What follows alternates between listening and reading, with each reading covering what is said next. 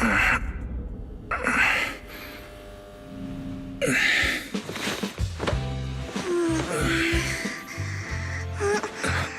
Phaethon, this time let me. Vivian? Vivian?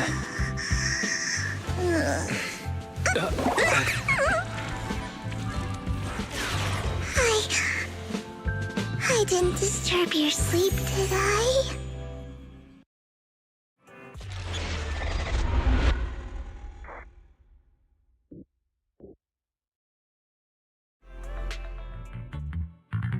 When I got here, the other Lord Phaethon said you were resting on the couch and just let me in. I meant to keep you company while you slept, but then I dozed off myself. Ugh. I was going to sit here looking super cute, hands cupping my face. You know, like the #1 sleepy face I want to wake up to pose. I can't believe I ended up falling asleep myself. Vivian, are you sure you're awake? That sounded like sleep talk. I'm sure sleeping in that position couldn't have been comfortable either. No, Lord Phaethon. I was just worried that I had disturbed your rest. Just being able to see you sleeping peacefully is already the highlight of my day. No, my entire month. Though it is a bit late, but... Good morning, Lord Phaethon. You're here super early today, Vivian. Is there something urgent? Mockingbird's death has stirred up quite the storm. I took some time to gather intel. It seems someone deliberately leaked the story that Hugo is an illegitimate child of the Ravenlock family, but I haven't found the source yet. Could it be Hugo's uncle, Hartman? Maybe he's trying to turn people against Hugo and Mockingbird by playing the illegitimate child card. I suspected that too. He could be using Hugo's background to make people believe Mockingbird is just another Top's pawn. To the upper class, Mockingbird may be insignificant, but it has a loyal following among regular folks. But after some digging, I was surprised to find that the public isn't turning on Hugo. They're actually starting to see him in a better light. Some people feel bad for him, some relate to his struggles, and Hartman's the one getting all the heat. Public outcry against Hartman is growing, with many believing he murdered Hugo for his own selfish gain. Tops is hosting an industry summit this week, a responsibility usually handled by the Ravenlocks. But my sources tell me another family has taken over this year at the last minute. If I'm not mistaken, Tops is intentionally keeping its distance from the Ravenlock family due to the current public sentiment. Based on our past experience with Hartman, he's not the type to sit back and let anyone mess with his power or interests. And that's what worries me. Hartman, in all likelihood, must have taken the sacrifice core. And now that he has this bargaining chip, who knows what kind of deal he'll strike with the Exaltists. Sorry for interrupting. Can I borrow Wise for a minute? Oh, no problem at all. I'm sure you have important faith in matters to discuss. Take your time. I'll just be waiting outside. Wait! Don't go outside, Oh, don't mind me, Lord Phaethon. I wanted to browse the videotapes anyway. I'll be right here. Just let me know when you're done. Thank goodness Vivian didn't walk out the main door. Lycon's been pacing around outside for like half an hour and scared off at least 5 customers. He's stressing over what he did to Hugo in front of Vivian, but he really needs to talk to us. Maybe you should go speak with him first?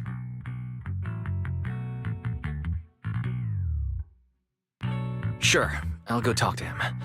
At the end of the day, we're all after the same enemy. As proxies, we should become the bridge between them.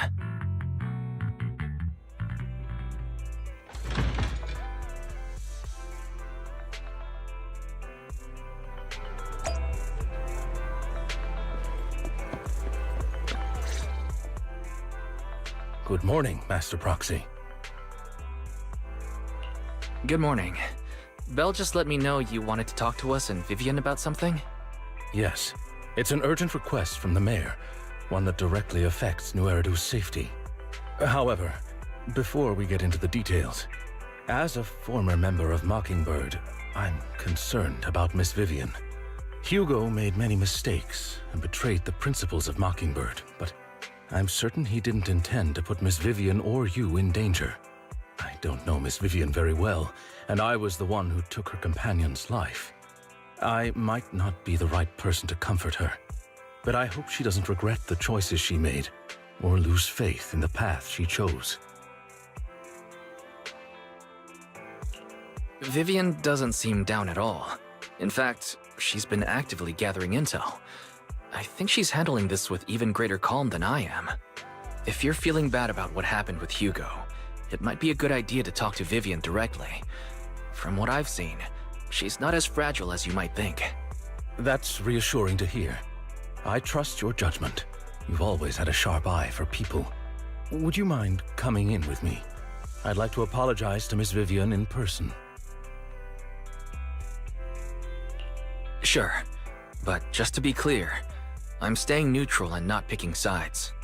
You both have your own stance on this. As a proxy, I'll do my best to help facilitate honest communication. I respect that. Thank you.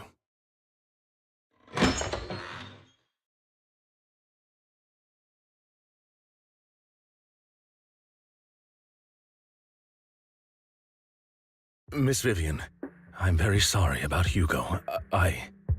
You don't have to explain anything. I'm also part of Mockingbird. Mockingbird stands on more than just gain, so it won't fall when fortunes shift. Hugo had his fixations and ambitions. I also have things I must see through. I'm determined to get to the bottom of the Exaltists and the sacrifices. Miss Vivian, as a former member of Mockingbird, you have my deepest respect. You have my word, whatever comes next. I would never harm you or Master Proxy. As for Hugo, please accept my condolences. Condolences?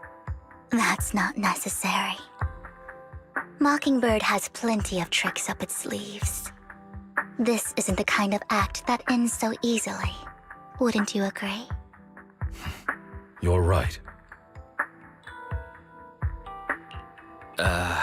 I'm glad you guys are on the same page, but why do I feel like I'm being left in the dark? Master Proxy, I believe we all share the same goal.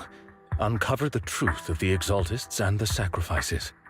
The mayor has tasked me with inviting you to take on this mission, and hopes we can work together moving forward.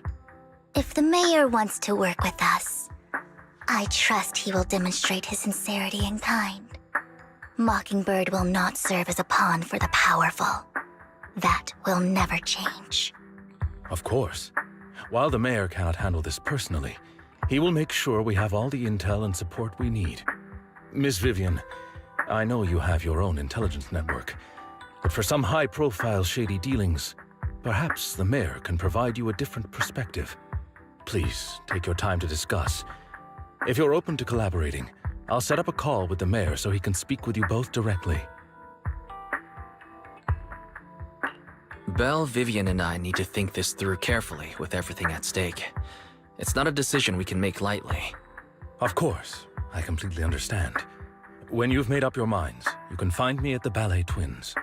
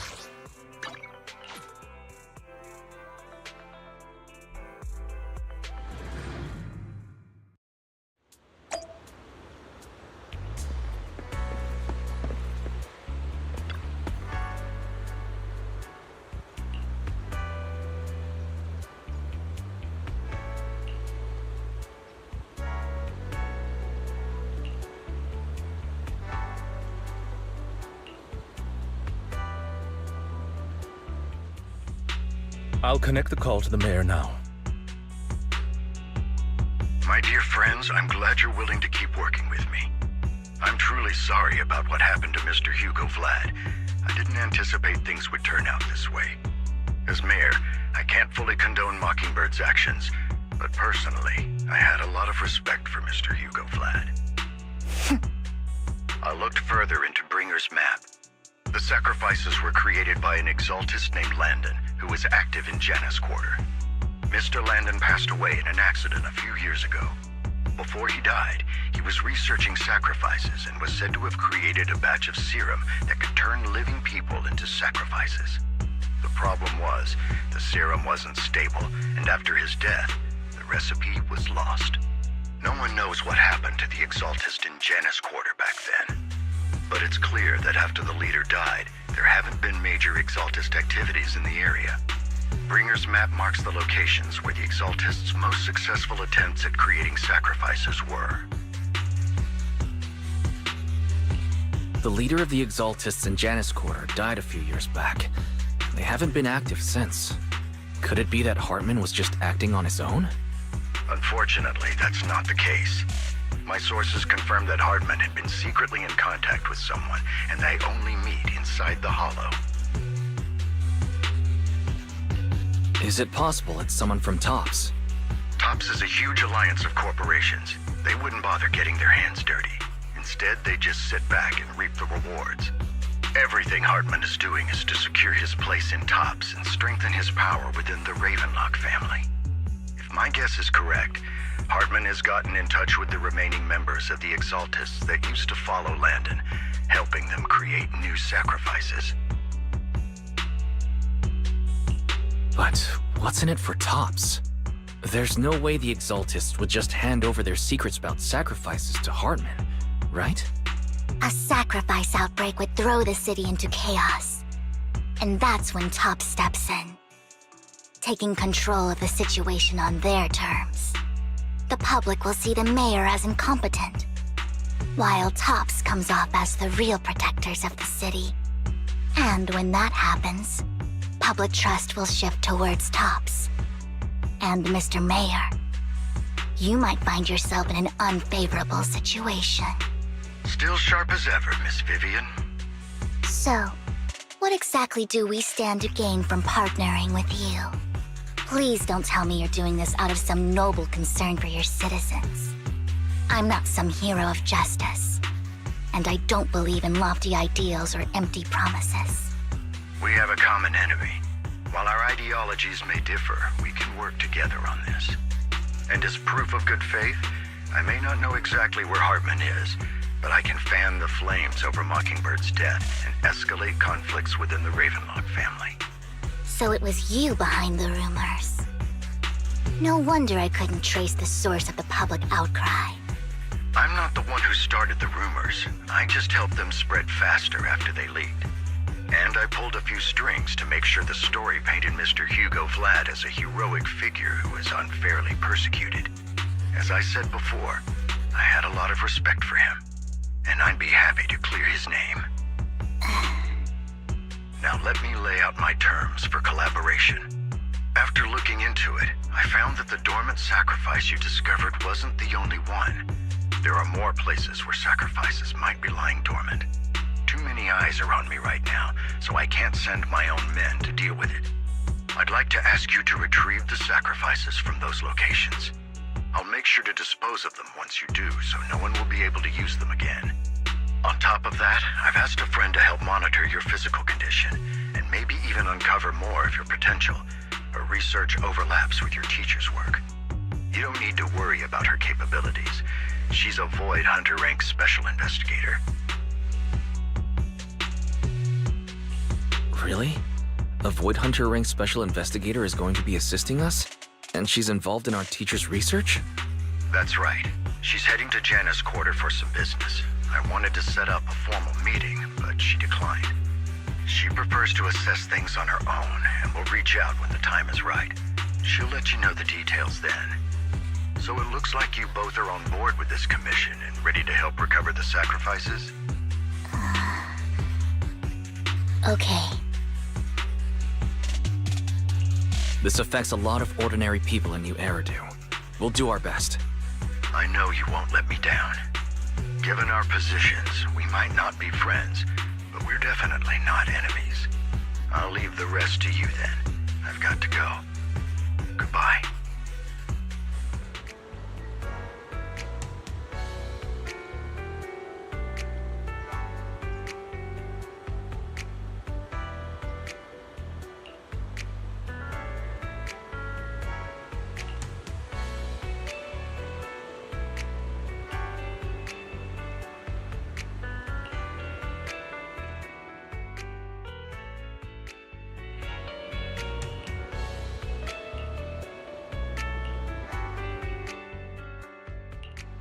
Good day, Lord Phaethon. Please forgive me for stealing the moonlight. Eradicate all evil. My blade is ready.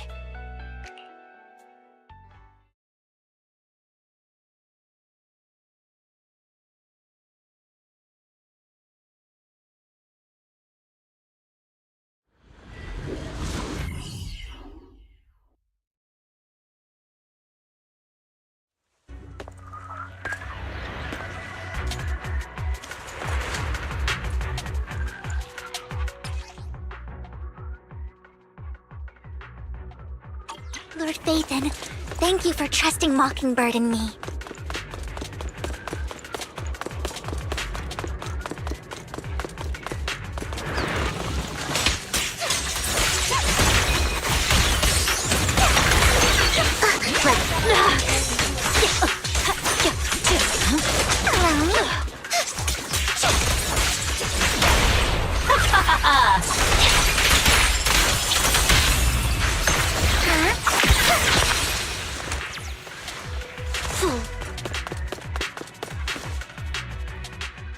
Has someone already taken the dormant sacrifice from here?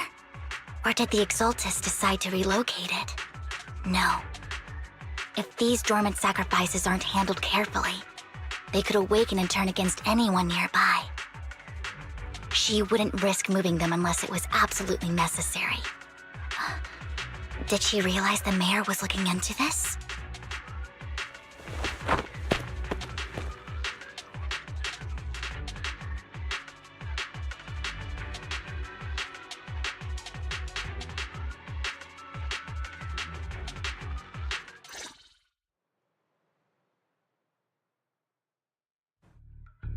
Did Hartman just make up this intel to get a shot working with us at Tops?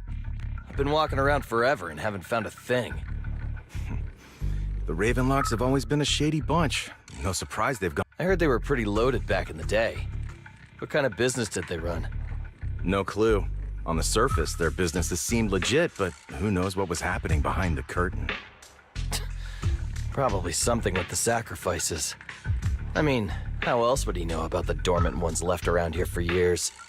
And he was so sure that even if those original sacrifices didn't work out, he had a backup plan. Backup plan? What could that be? Well, that's beyond me. I just happened to overhear something while I was next to Mr. Edmund one day. What's Tops planning to do with all these sacrifices, huh? For research? Do you think we'll ever have a normal life in the Hollows? Don't ask questions you shouldn't be asking. All right. There's nothing here anyway. Let's leave the Hollow and report back on what we found. And we'll make it just in time to clock out for the fieldwork shift. Let's get out of here first.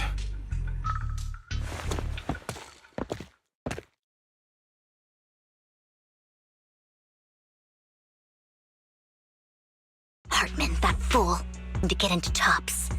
Even if it means playing with fire. She's an Exaltist. Human lives have never mattered to her. The more people get dragged in, the greater the danger. Vivian, you seem a bit frazzled. Who's this she you keep bringing up? I apologize for losing my composure. Please don't mind me. The she I'm referring to is with the Exaltists. Someone I have a history with. That's why the moment I heard about the sacrifices, I felt compelled to uncover the truth. I never meant to hide anything from you. It's just that, for me, the Exaltists bring back painful memories. And I'm not ready to face them yet. So, Lord Vathan, please give me a little more time. Once I've gathered my thoughts, I promise I'll tell you everything. Sure, I'll stop asking. What's more important than an unspoken past is the person standing in front of me now. As for everything else, we can talk about it whenever you're ready to share. Lord Vathan, if we weren't in such a hurry, I'd spend 3 whole hours singing your praises. I'll make note of this and make sure to get it done before bedtime. First things first, let's track down those dormant sacrifices. The Exaltists have probably realized someone's after them by now. I wish we knew what Hartman's backup plan is. I just can't shake the feeling that something bad is about to happen.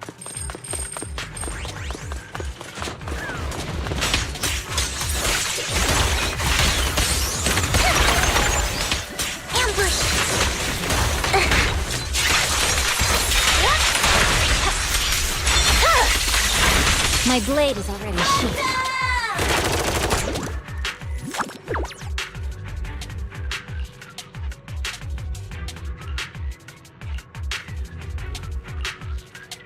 Hugo may have done terrible things, but he had his reasons.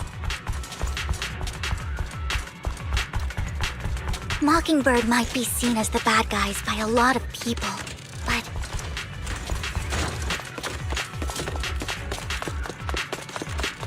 ironically, joining Mockingbird is what put me on the right path.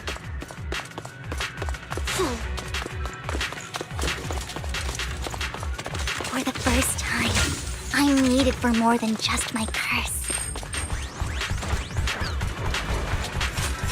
Better not get my foot.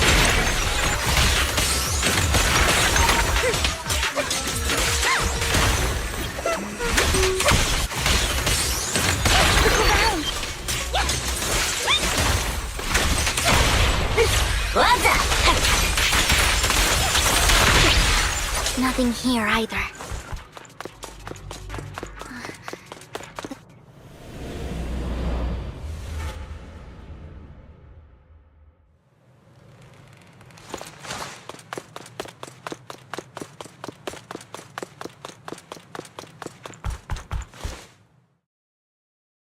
I knew it was you, Vivian.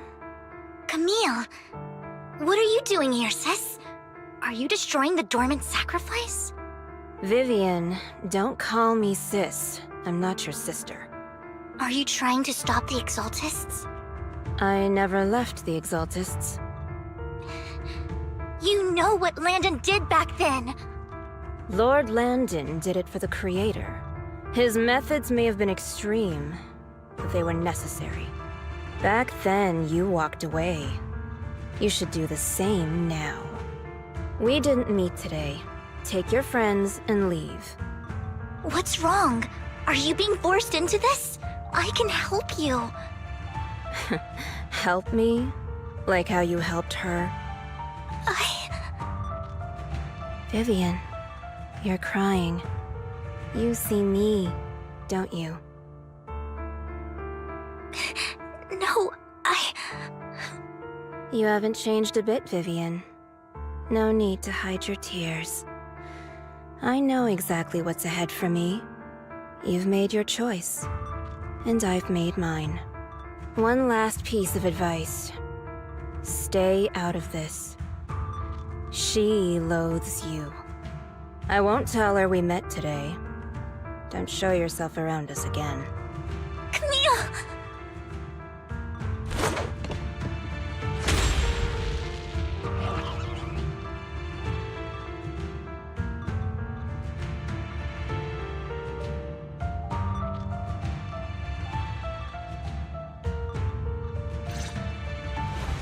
Lord Vathan, watch out!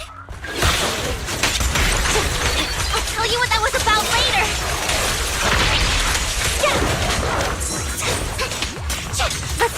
the ethereals first. You're filthy hands off. Okay.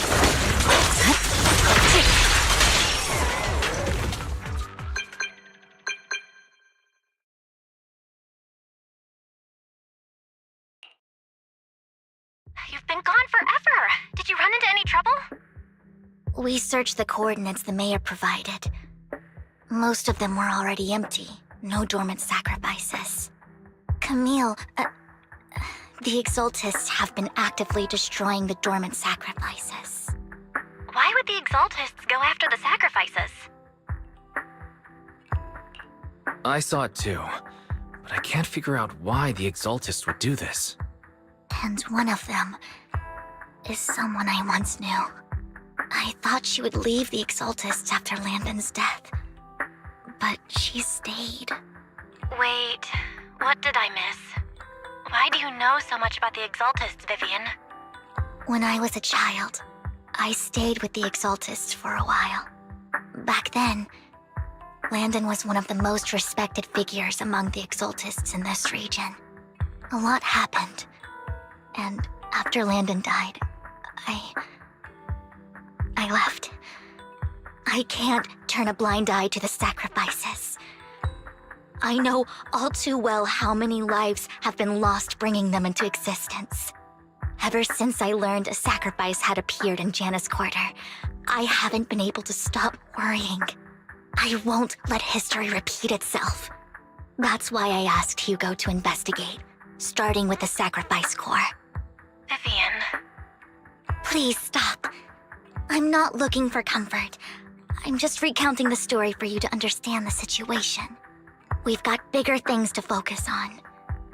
But when I do need comforting, I'll come straight to you. I hope you'll make time for me, Lord Vathan. Just so you know, I'm not the easiest to console. Absolutely. If you're feeling down, we'll be here for you. Okay, back to the matter at hand. That conversation between those two TOPS employees back in the Hollow is still bothering me. They said Hartman had a backup plan, and that got me thinking about some news that was quietly swept under the rug. Lately, there have been mining accidents in Ravenlock-controlled areas. Many workers have died. The families were paid off with huge settlements, way more than usual. No protests, no controversy, and the issue was buried. But considering the Ravenlock's financial position, why would they be so generous with payouts? That sounds sketchy. Do you think those accidents were faked? I don't think those workers died in mining accidents. I'm planning to reach out to some old friends, see if they've heard anything about this. Do you have time, Lord Vathan? My contacts are just near 6th Street. Care to join me? Sure. Let's go together.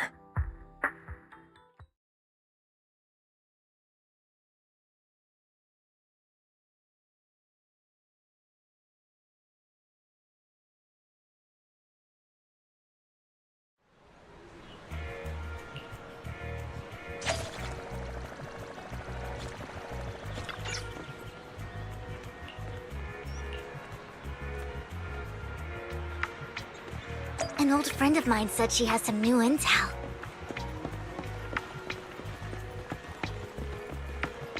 She's like a mentor to me. I learned a lot about data scraping on Internet thanks to her.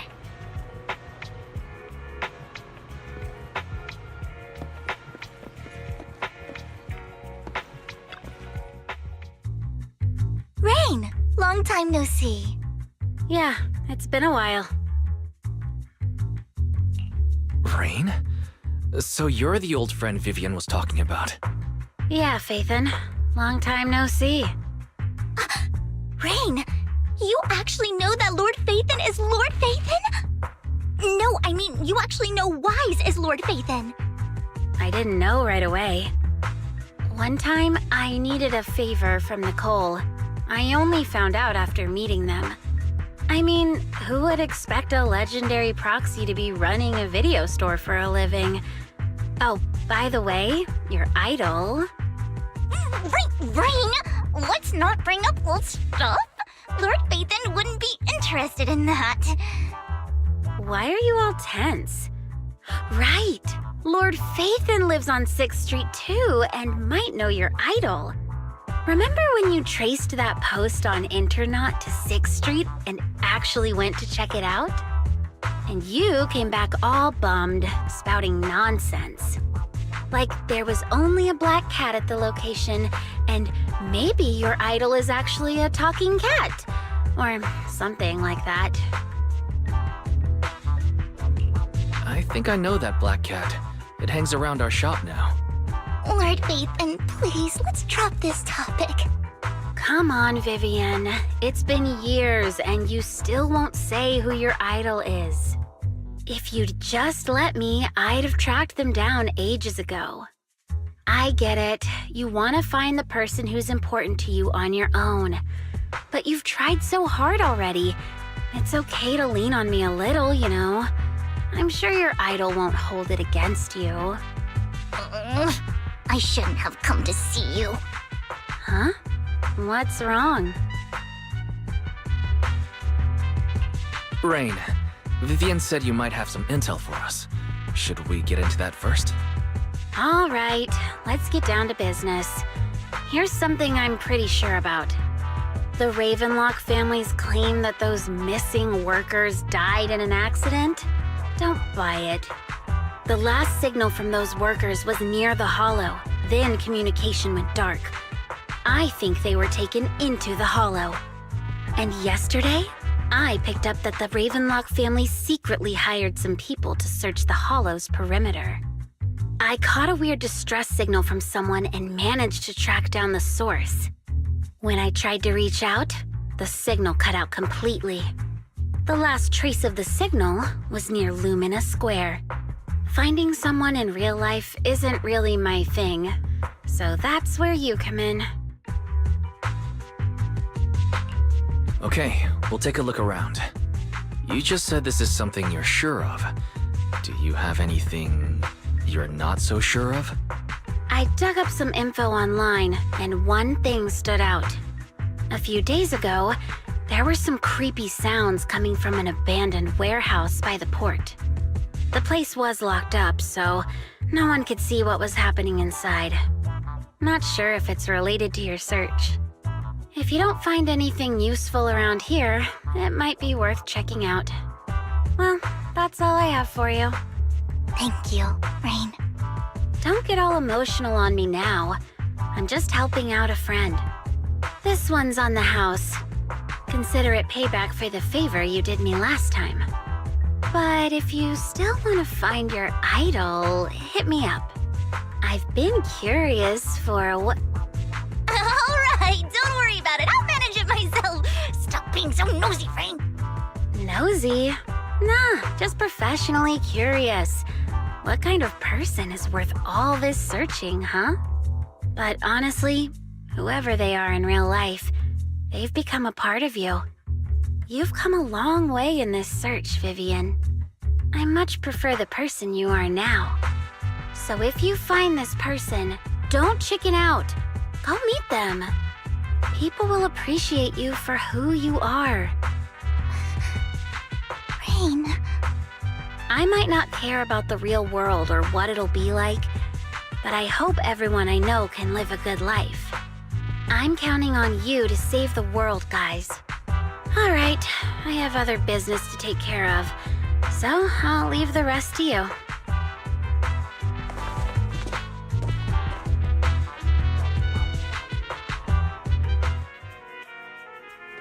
Lord Phaethon, please pay no mind to what Rain said.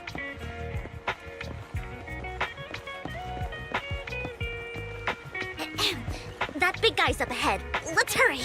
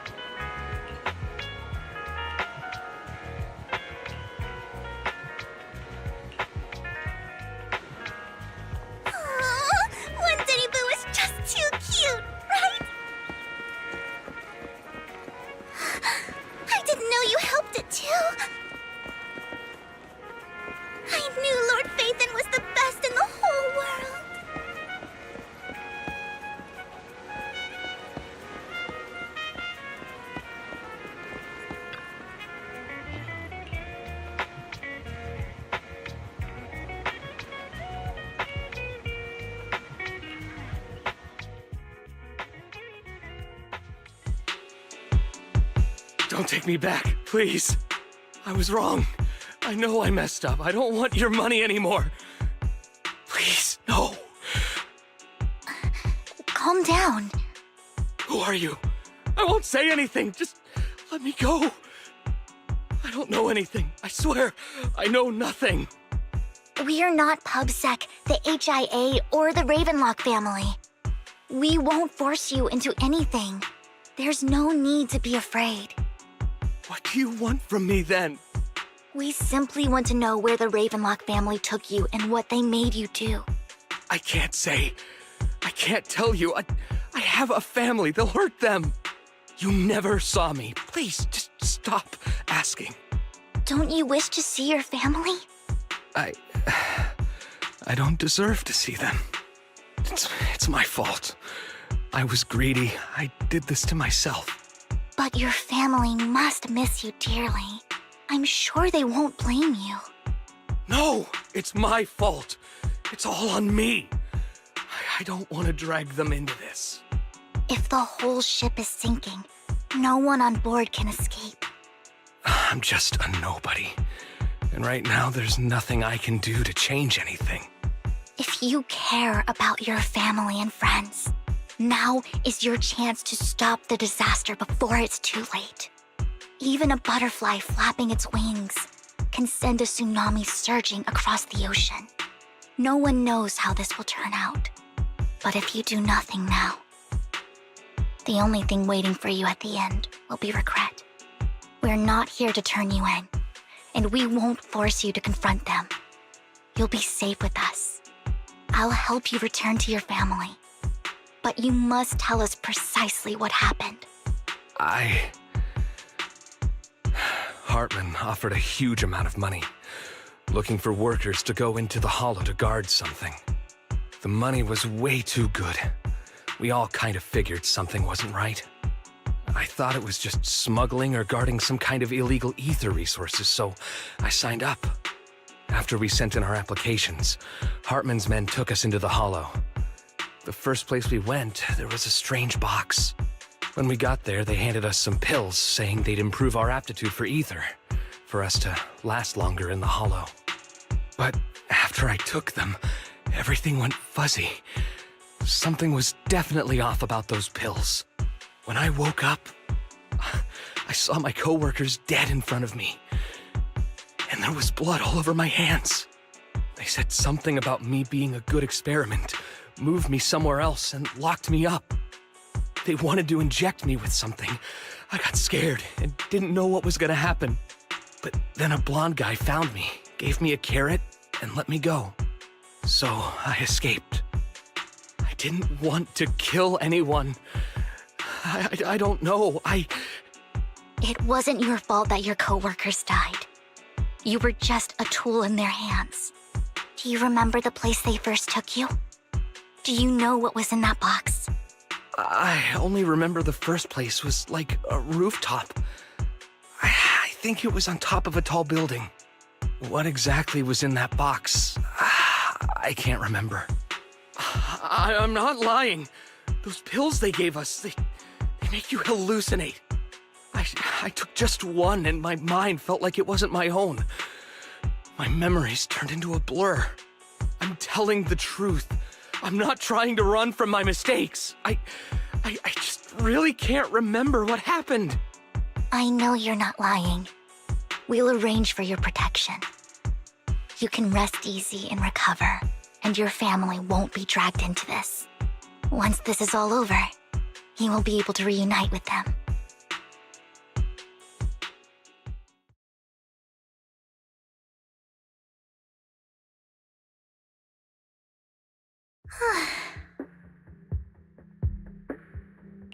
Sometimes I wonder if you've had some kind of special training, Vivian.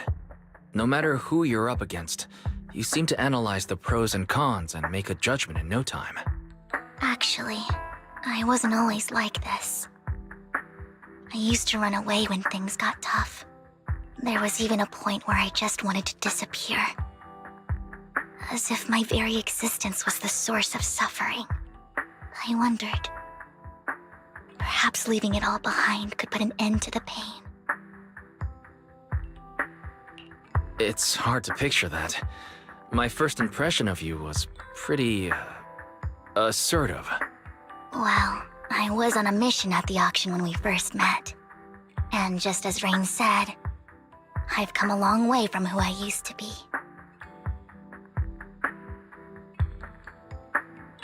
Speaking of Rain, it's quite a coincidence that you two know each other and are actually close. You even know one Denny Boo. That surprised me. We might have crossed paths without even realizing it. Enough about me. Tell me more about you, Lord Phaethon. Where have you been? And what have you experienced? Looking back, it feels like I've been through a lot lately. Belle and I even lost... It's a long story, starting with how the Cunning Hares took something from the Red Fang gang.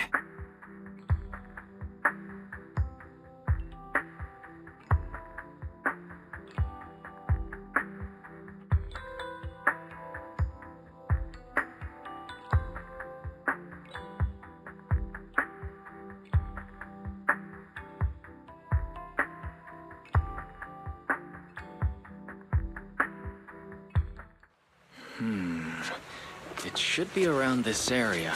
Belle told me there's a highly rated store here.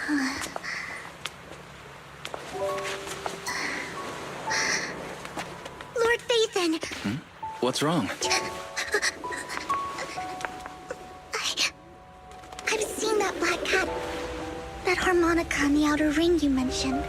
I've heard it before, too. I've even been to the monument outside Hollow Zero. But none of that was a coincidence. It was me.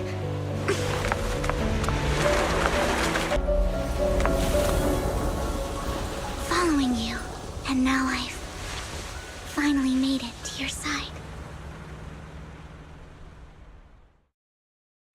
Ever since I was little, I had been seen as the bringer of bad fortune. I had traveled to many places and witnessed far too much misfortune.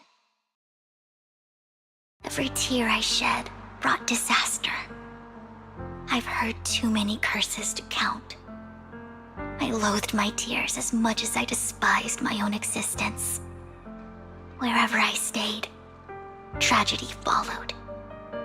I had roamed too many places, and each time it ended the same way. I didn't know where I could go anymore. One night, I stumbled upon a post discussing me. Whether they knew me or not, everyone seemed convinced that I was the source of the curse. Some mocked me with cruel intent. Some wished I would vanish, and others speculated maliciously. It really seemed that my very existence was a disaster. In that moment, as darkness enveloped the city, I saw lights flickering to life all around New Eridu. So many lights, and not knowing where to go, I thought, if only I could disappear into those lights. I made up my mind, and right then, my phone rang. I decided to take one last look. I wanted to know who left me my final message from this world. It was you, Lord Phaethon.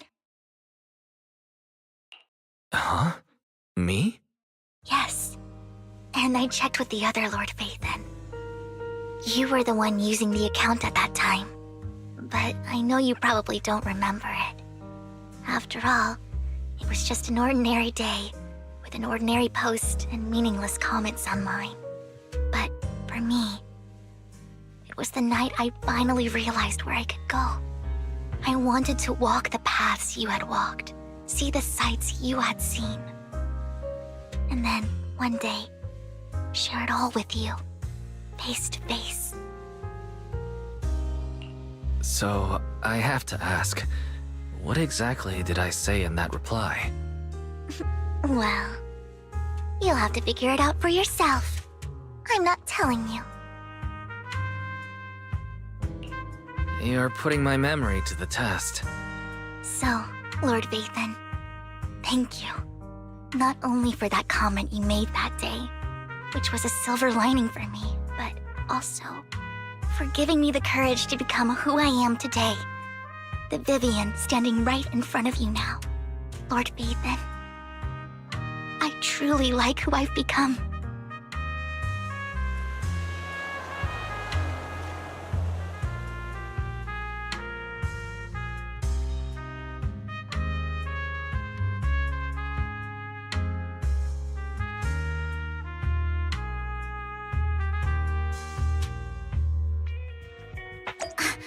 Lycon just sent a message. There's an update. Let's head back to the video store and go over the details together.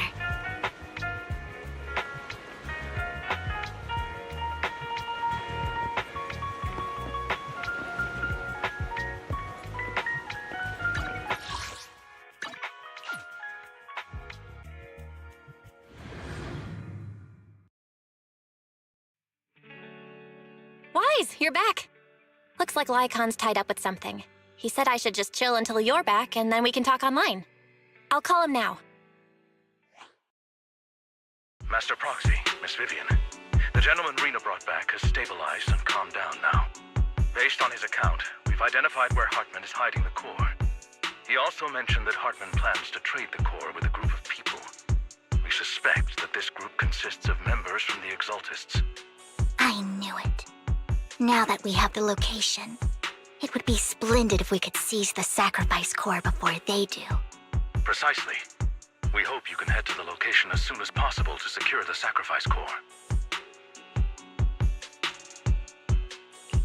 All right, we'll get there right away. I have other matters to attend to, so I'll leave the retrieval of the sacrifice core in your capable hands. The mayor's friend that he mentioned before will also be assisting you this time. The target coordinates have been shared with her, and she'll meet you there. Please ensure your safety, and I wish you all the best.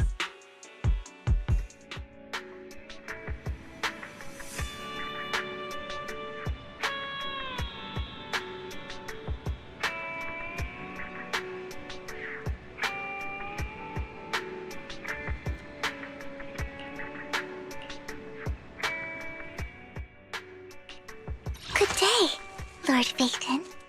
Eradicate all. My blade is ready.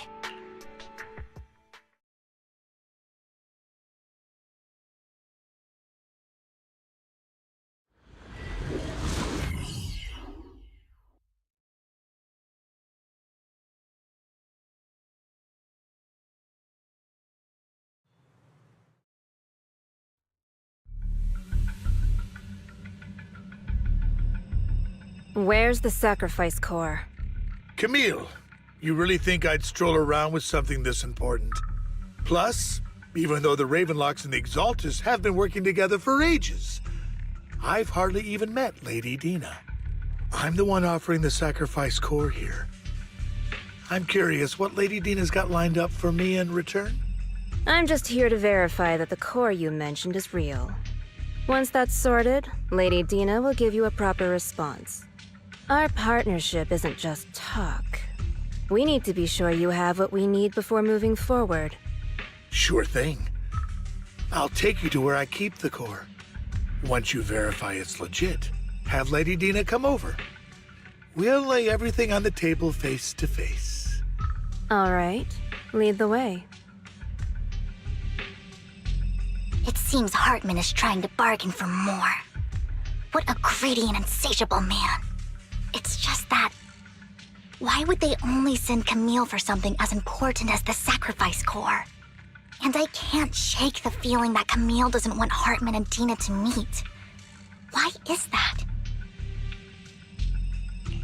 So this Dina they were talking about, is she the leader of the Exaltists? Kind of. Lord Vathan, I really think we should hurry. We must get to where Hartman keeps the core before anyone else does.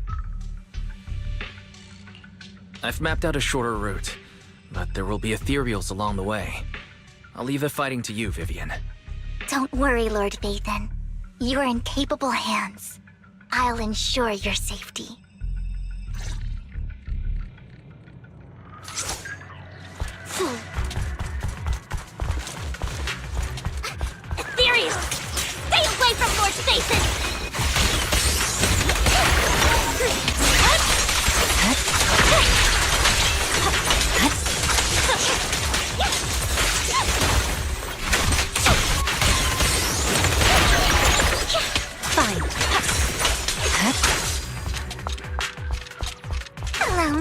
Looks like Hartman's trying to negotiate for more leverage.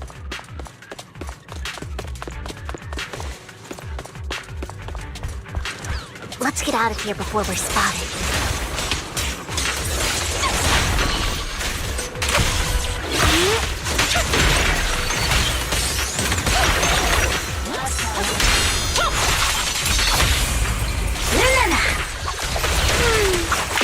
Let's keep moving, Lord Phaethon.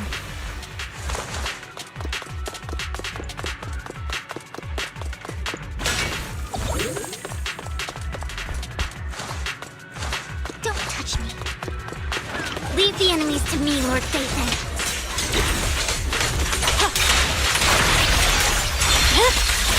Weakling.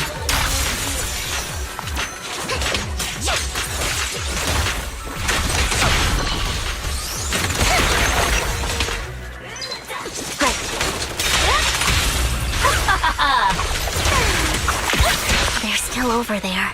Looks like they're arguing.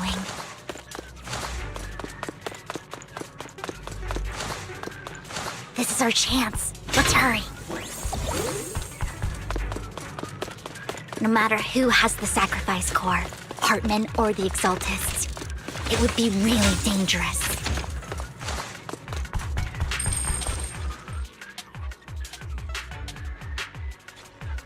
Hand over what's in the box. Don't touch it, or we do this the hard way.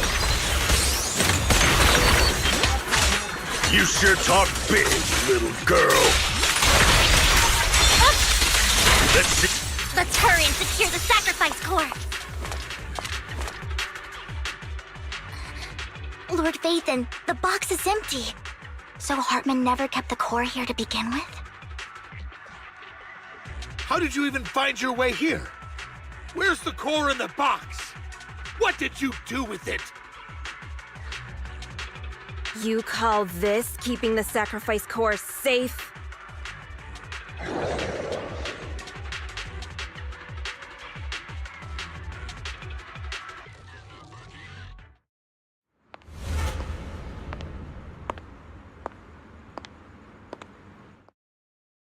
Vivian, it's been ages.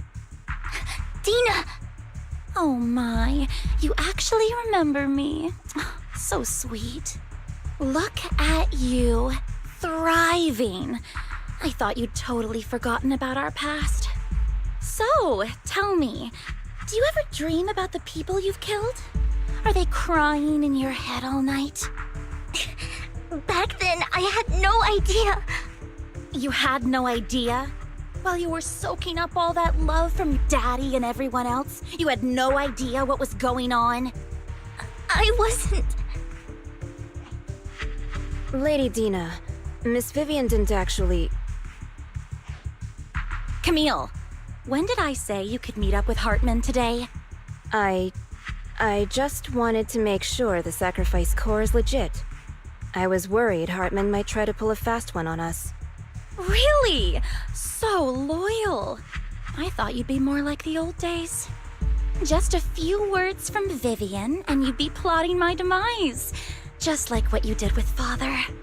I won't, Lady Dina. Don't even think about betraying me, Camille. You owe me for what went down back then. However, I do understand your worries. This core, it's fake. No way! I got this straight from Hugo. It can't be fake. How can you just claim it's fake without any proof? Ugh, seriously?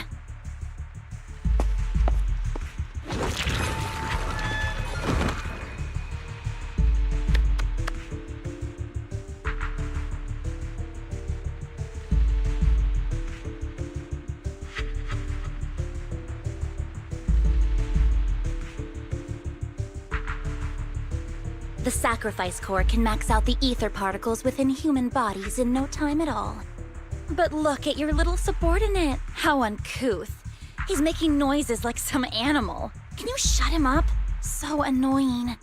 The masterpiece Father made for the Creator isn't this worthless piece of junk you're holding. So, the real core. Vivian, Where do you think the sacrifice core is really at? I don't know. If I knew where the real core was, I'd destroy it without a second thought. Dina, you understand what the sacrifices are. And you know those who were blessed should not have to endure such horrors. Oh, they shouldn't have suffered those horrors. Weren't you the one who decided if they'd be blessed or not? If it weren't for your tears, how would they have encountered such misfortune? How self-righteous, Vivian. Their fates were in your hands. It was you who brought disaster on them. Landon just needed an excuse. He needed someone to blame. Whether I shed tears or not, he'd treat living beings as mere subjects for his sacrifice experiments. Dina, you know all of this. Landon even went so far as to sacrifice you. Shut up, shut up, shut up! Father did it for his great cause. Why do you always mess everything up for me? Everything! You did it before, and now again! You just had to ruin my plan. I was so close to fulfilling Father's last wish. If you don't give me the sacrifice core, be prepared to become food for the ethereals. I told you I don't have the sacrifice core. Otherwise, I would have destroyed it already. Lord Phaethon, find the right moment to retreat. She can be quite unpredictable when her temper flares. Oh, really? You don't have it? Then I suppose there isn't a reason to keep you alive.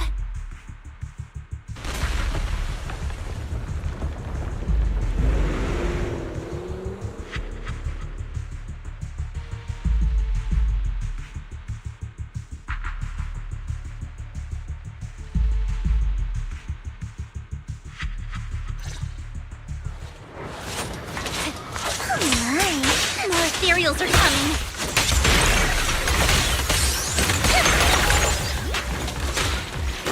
Fine. Too many. There's a chance to get out of this.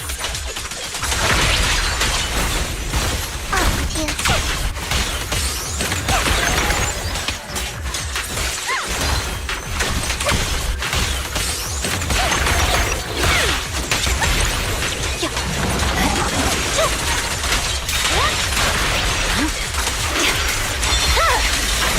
Weakling.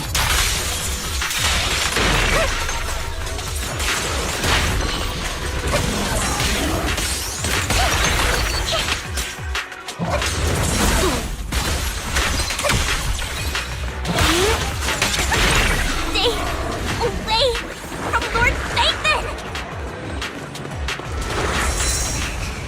There are so many.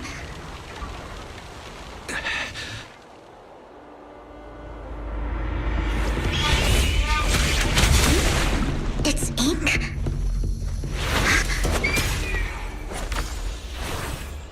Shun Palace, good fortune, closed gate, safety. What? An evil miasma gathers here. Another place of conflict. If you wish to avoid disaster, then head southeast.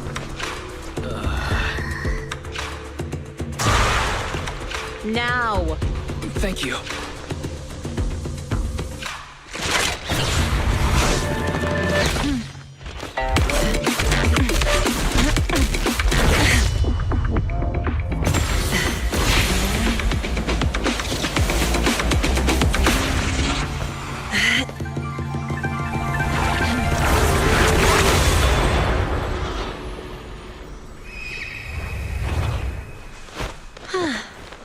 Finally, peace and quiet.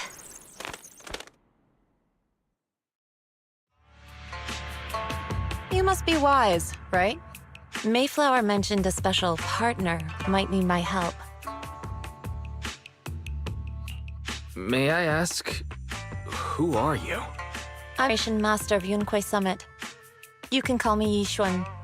Mayflower passed along your info, and I was curious what kind of person you are, so I came to see. At first, I thought it might be a hassle, but your energy feels really calming. Quite nice, actually. So, you're the investigator the mayor mentioned. Yes. He also asked me to be your temporary teacher and offer you a bit of guidance.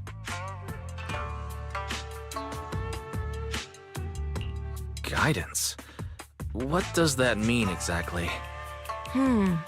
Unfortunately, this isn't the right time or place to talk. I have some investigation work to catch up on, and it seems you've got quite a lot on your hands, so let's part ways for now. I'll find a good time to visit you soon.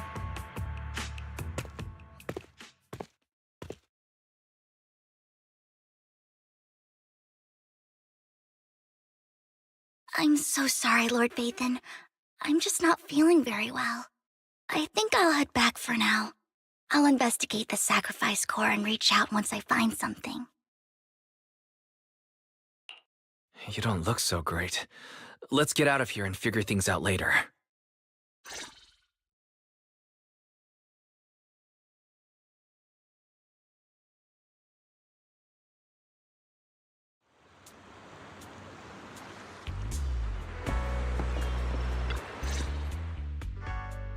Lord Vathan, are you going to rest now?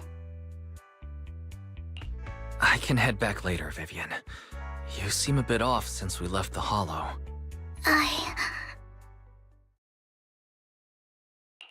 If you want to talk about what's bothering you, I'm here. Sometimes it helps to get it out. I didn't mean to keep my past from you, Lord Vathan. When I was little, people thought I brought misfortune, so no matter where I went, no one wanted me around for long. Then, one day, Landon adopted me and brought me to the Exaltists. There, I met Dina, who was so kind to me, treating me like a dear sister. She told me her father, Landon, was a great man who'd one day make everyone stop fearing the Hollows, so all life could live freely inside and outside of them. Tina helped Landon pick people for the blessing, and everyone in the Exaltists respected her greatly. Those who received the blessing would have a better ether aptitude, allowing them to enter the Hollow freely without fear of sudden disaster. Back then, Dina would chat with me every day, always about the Exaltists and her father. But things between us shifted when Landon asked me to step in for Dina. Landon told me I didn't only bring misfortune, and that if I listened to him, I could actually help people. After that, he'd take me to meet people, and if I shed tears, he'd give them a blessing medicine. Those who got the blessing could dodge calamities. At first, I was ecstatic, thinking I could help others. I shared my joy with Dina, but that was when she started to pull away from me. Was that blessing medicine the same sacrifice serum Bringer had? Yes. To be precise, it was an early version of the sacrifice serum. Landon's medicine wasn't stable. The medicine Landon developed could boost abilities quickly, but also sped up the development of ether corruption. In the end, most people turned into ethereals, and a few became sacrifices, losing all human consciousness. The ethereals were killed while the sacrifices were given to the higher-ups of the Exaltists. The Exaltists wanted the sacrifices to hold human consciousness, so Landon's medicine was seen as a failure, and he gradually lost influence within the Exaltists. One day, I saw Dina, and tears streamed down my face. In a bid to save his reputation, Landon decided to let his own daughter receive the blessing. I had always thought that getting the blessing was a good thing, until I saw terror in Dina's eyes that day.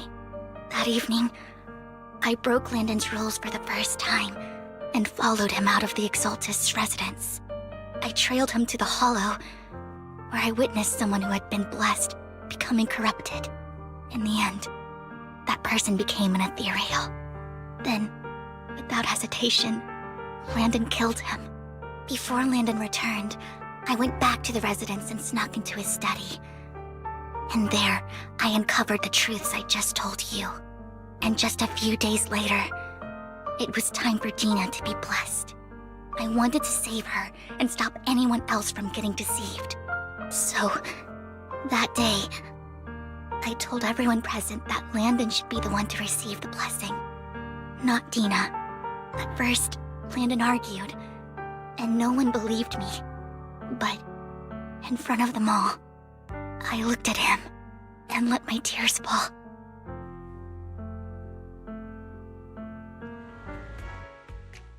Lord Landon, please accept the blessing. Vivian, you... Why won't you accept the blessing? Were you lying to us? Ungrateful fools! You have no use anymore! Liar! Run! Run! Dina! Dina, wake up! We have to go! Vivian? What's happening? Listen to me!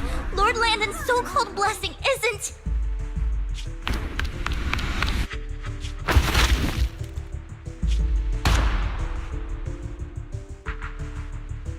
Father!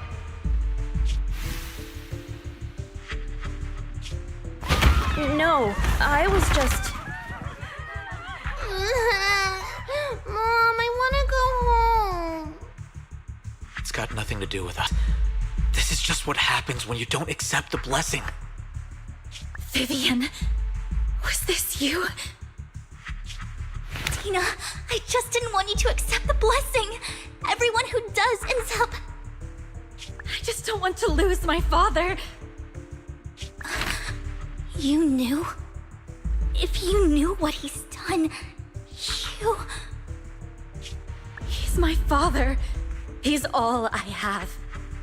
Stop being self-righteous, Vivian. You only ever bring misfortune.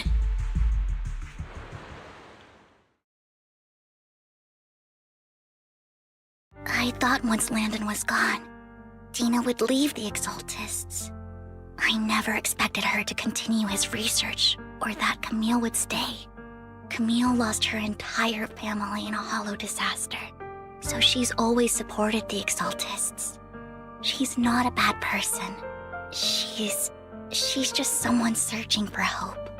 She joined the Exaltists very early on, and even watched Dina grow up.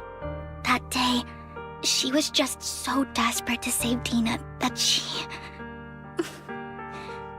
All these years, she's been following Dina, taking care of everything out of guilt, I think. But I didn't just fail to save Dina. I trapped her. I see but I can never change its course or avoid the bad ending. Maybe I really am a bringer of misfortune. No, you're not the one causing trouble.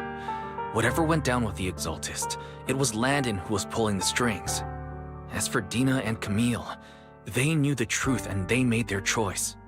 The hollows and the disasters they caused took more than just their loved ones. Not all survivors cling to obsession and hatred like those two do. Lord Phaethon. You need to believe in yourself, Vivian. From what I can see, you're handling this sacrifice crisis pretty well on your own. Besides, you told me you really like who you've become. I hope that you can believe in that, at the very least. Yes, that'll always be true. Thank you for listening to my story today. Years have gone by, but I've never had the courage to face all this. Maybe Dina and I were meant to meet today, so I could finally spill it all out. It lightens my heart a little. Lord Phaethon, you truly are a wonderful listener. Not just today. Whenever you're feeling down, know that I'm here for you. I will. It's been such a long day. You must be exhausted. I'll track down the location of the sacrifice core and let you know what I find. Good night, Lord Phaethon.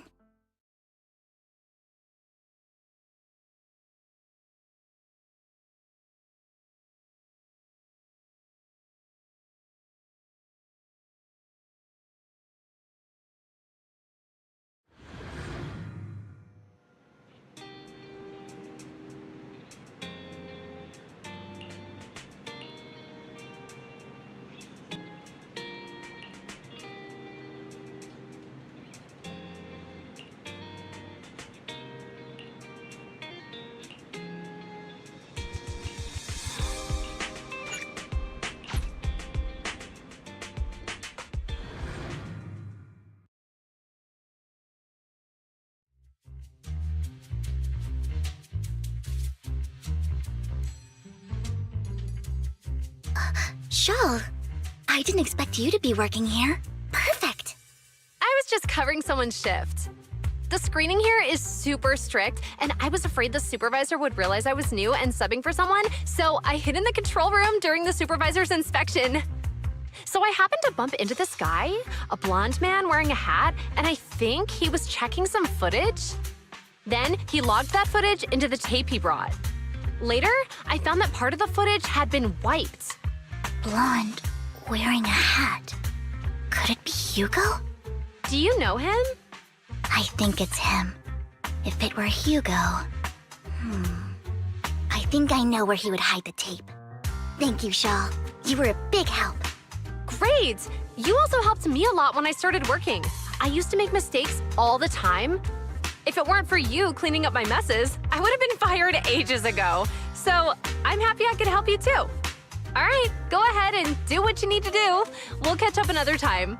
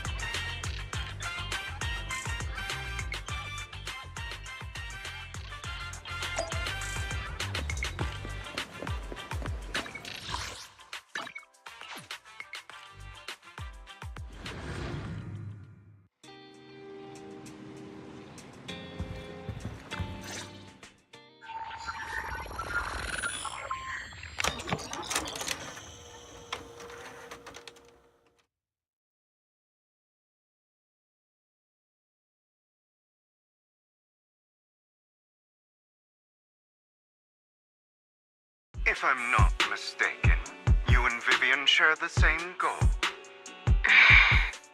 Silence is no good for negotiation. I just don't want Dina to reach a point of no return. Hasn't she already reached that point with what she's doing? The formula for the Landon serum was lost, but a batch survived, and Dina was able to develop a substance that can be used for mind control. She's trying to combine the two to make sacrifices that would obey human commands. If the dormant sacrifice and the remaining Landon serum are destroyed, we can put an end to this. Dina's concoction can't create sacrifices on its own. And the sacrifice core? That belongs to the creator, not her. Although I find Landon's methods despicable, I can't deny that the Exaltists and the Creator are leading us in the right direction. I just don't want Dina to spend her life trapped by her father's mistakes. I mean, no offense, but I find your protectiveness rather weird.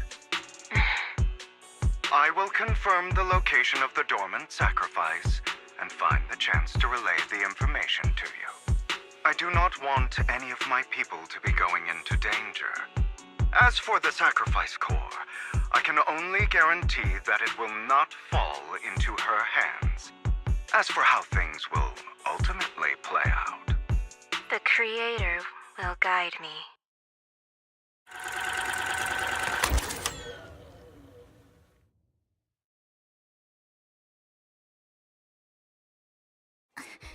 Camille was actually destroying the dormant sacrifice? Compared to Camille's motives, I'm more concerned about whether Hugo has more plans lined up. Hugo... Wise, Lycon just sent a message saying he's got something urgent that he needs to talk to us about now. All right, let's patch him in. Master Proxy, I apologize for disturbing you. We have just learned that the Ravenlock family will host a banquet tonight. This banquet is rather special, as they're allowing members of their family to invite business partners to attend. With Hartman at the center of controversy, there are many members of the family who are eager to use this opportunity to replace him. The mayor has been spreading rumors of a young tycoon who inherited a sizable fortune and is looking to partner with a person from an old and influential family. This information has lured a young man named Burton from the Ravenlock family. So, you want me to pose as this tycoon and use Burton to infiltrate the banquet? Correct. And Hartman's study is also located within the venue. I see. Hartman's study might hold valuable information. It seems like there's nothing left for me to do. You can attend as her +1. +1? Lord Phaethon, please go with me! Master Proxy, it seems Miss Vivian requires your presence, so...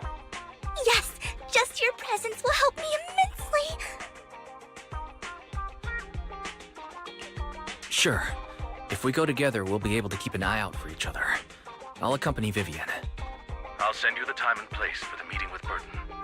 If you encounter any danger, please evacuate immediately or contact me for backup. I hope everything goes well for you tonight.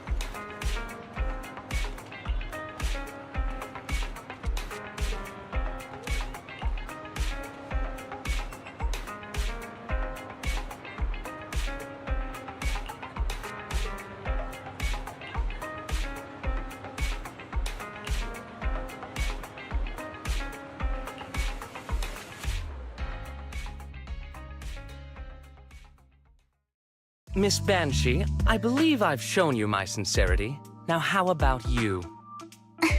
Sincerity? My presence here is a show of sincerity. If we're to work together, Miss Banshee, you should drop your pretentious act. I am well aware of the ways of the Ravenlock family. If I were to come empty-handed, I probably wouldn't even be able to make it out the front door tonight. since I agreed to come with you and even brought along my most precious companion. Does that not show my deepest sincerity?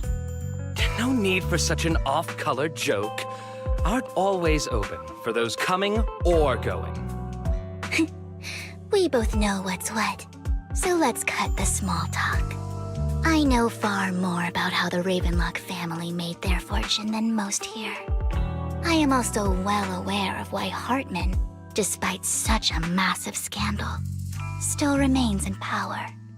Oh? Do tell. Exaltists, blessing, sacrifice, Landon. Where would you like me to start? How did you know that? No, who are you?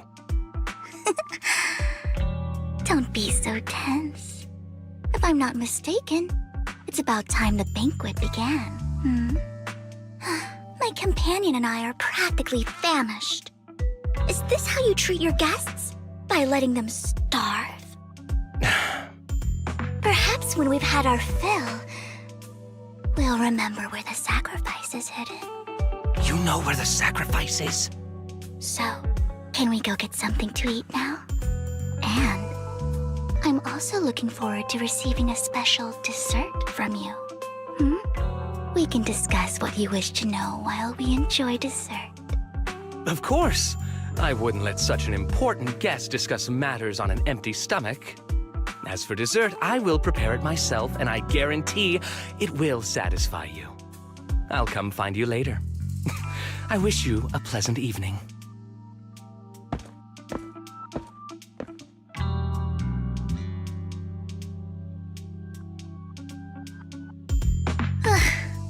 These kinds of people are exhausting to deal with. I really don't know how Hugo used to put up with it. Was there a special meaning to the dessert you mentioned just now? I thought he'd stay for longer, but he left once you said that. Hugo taught me that bringing up dessert in such situations is a way of telling the other party they need to offer more. Fortunately, that old fox Hartman is terrified of losing power. He's definitely keeping the destruction of the sacrifice and the fact that the sacrifice core is fake hidden from the other family members. Otherwise, Burden wouldn't have been so willing to raise his offer. Lord Phaethon, let's find Hartman's study when the banquet is at its busiest. All right. I've already taken note of the surrounding terrain. Once more people arrive, we'll enter the garden through the door in the corner of the banquet hall. Wherever you go, I'll follow, Lord Phaethon.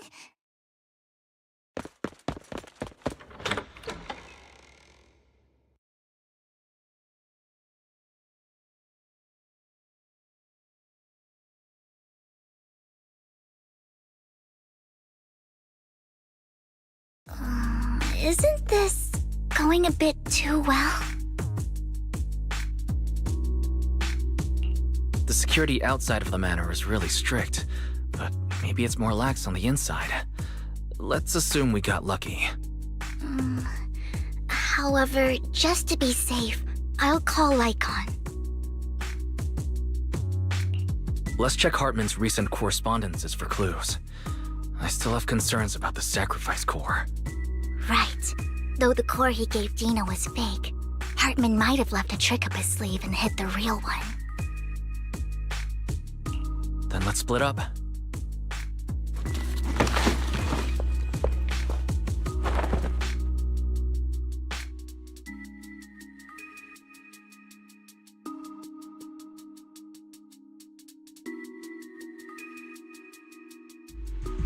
Esteemed guests, is the catering at the Ravenlock family banquet not to your satisfaction? So much so that these two distinguished guests felt the need to come to my humble office to scavenge for food. Don't want to come out? Well, after all, you don't have long left. Burton, that greedy idiot, fell for the mayor's trap. But I never expected that he would bring you into my territory. I suppose I should thank him. Otherwise, I would have had to go to great lengths to eliminate you. Vivian, Phaethon, go my regards. Tell him I shall be taking the wealth and power of the Ravenlock family for myself.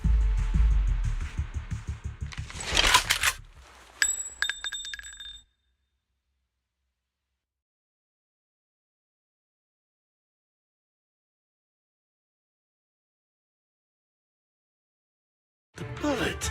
How? Dear Uncle, why must we be so distant with one another?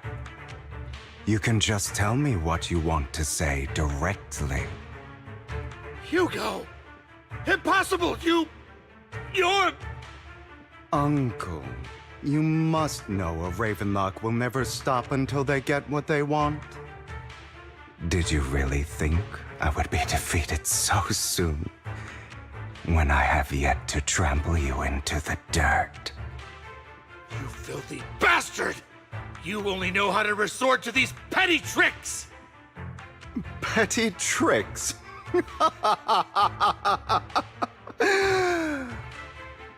Perhaps you'd like to know what I managed to accomplish using this faked death of mine. My dear Uncle.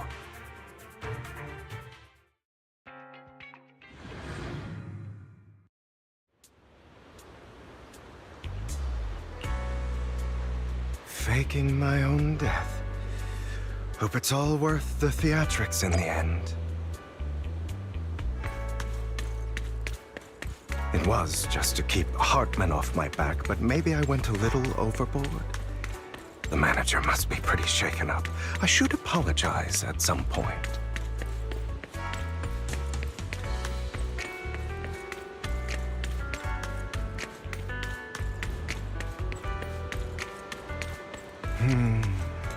Guess I'll also bring Lycon along. He's my partner in crime, after all. You're taking longer to rest than I expected.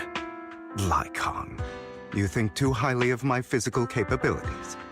Well, thank you for your cooperation. I must say, if nothing else, at least your acting skills have improved. Why do you look so angry? You should be happy. We pulled that off together with flawless teamwork and managed to fool everyone. Drop your foolish facade. I'm glad you still remember the code we set all those years ago. And thank you for ensuring your sleight of hand didn't deteriorate. Oh, right. I should also thank the blood bag hidden in my clothes and our other props. Do you remember when we last used this trick? It was probably ages ago.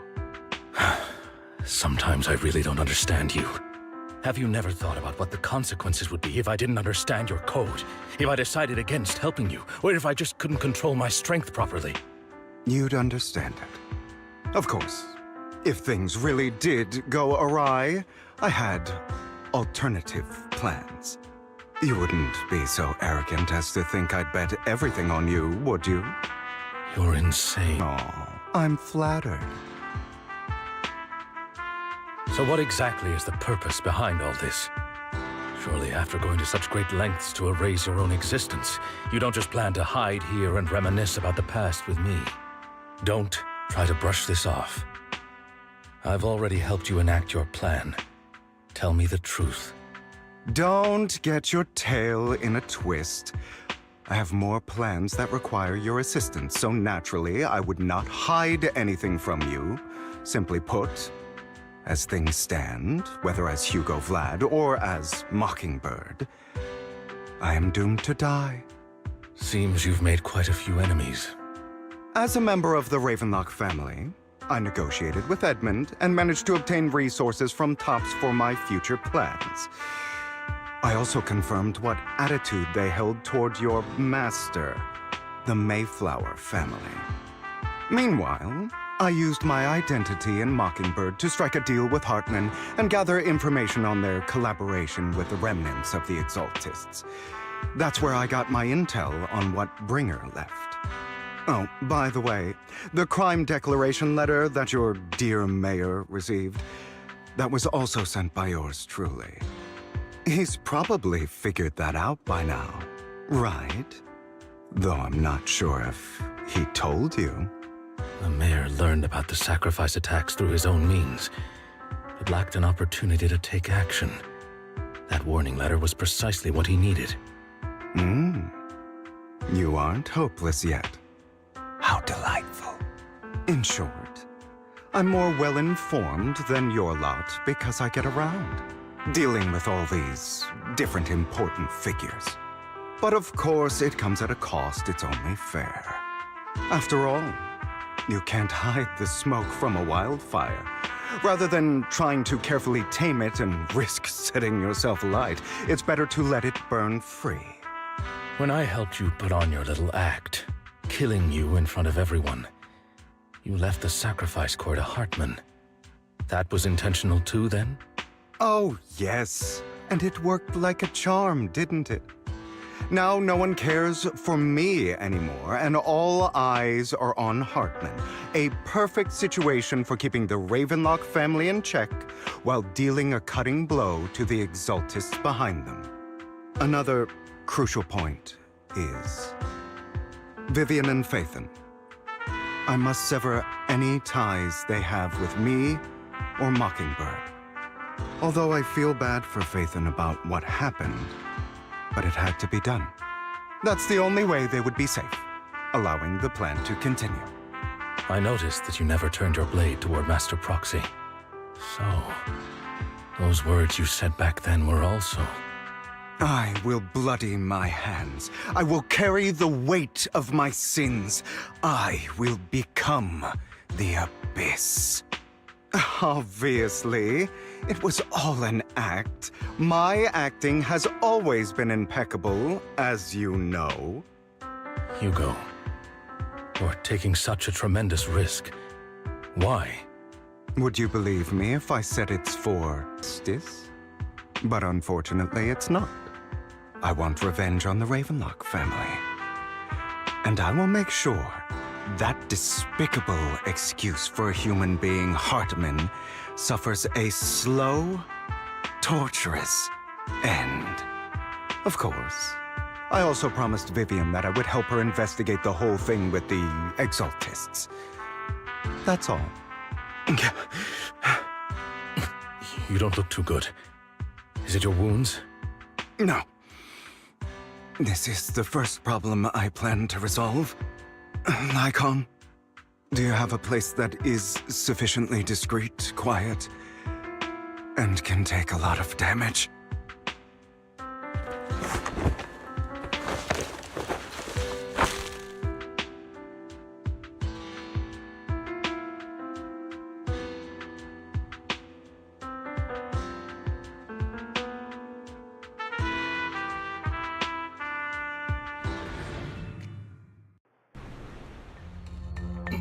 What exactly are you doing? Don't look at me like that. If I didn't have to do this, I wouldn't. Hartman recently obtained a bizarre substance, most likely from those crazy Exaltists. After use, it allows control of the victim's mind, to some extent.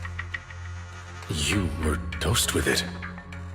To be more precise, Lycon, I deliberately allowed Hartman to put this drug in my cup to facilitate our previous collaboration.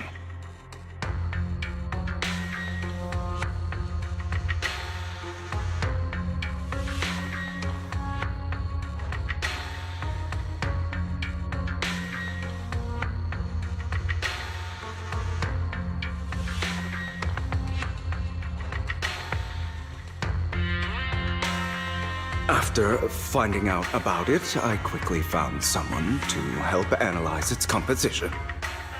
The good news is he gave me a very low dosage, perhaps because he was afraid I might notice. There's a different medication that can delay its onset, preventing me from actually being under his control. I simply need to put on a show in front of my dear uncle. The bad news is that currently there is no antidote. When I delay those effects, however, they will accumulate and erupt when my body reaches its limit. It may even break my mind. And that's exactly what's happening now. I need to endure those accumulated consequences.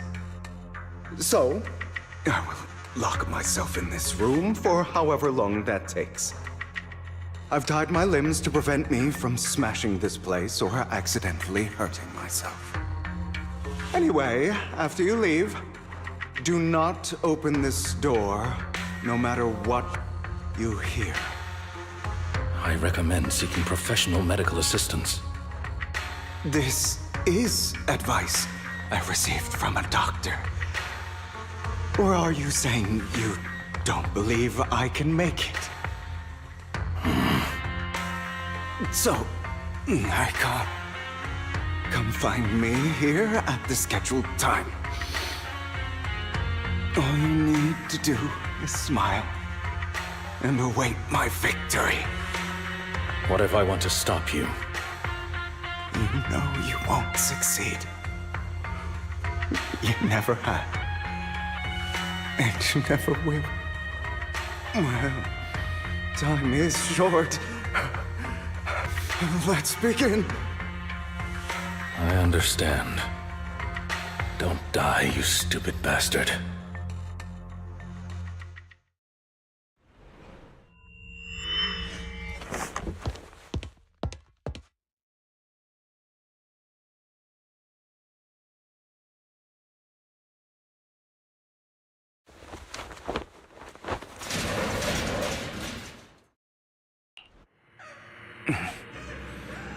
Is this because the side effects haven't worn off yet?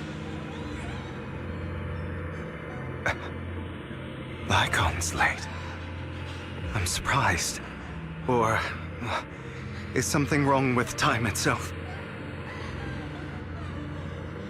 Looks like someone's over there. Might as well go ask.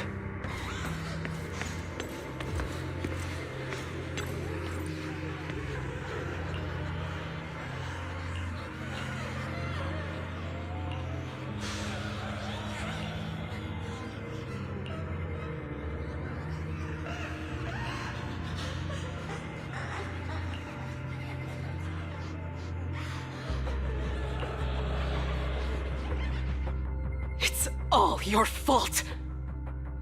I wish I had never given birth to you!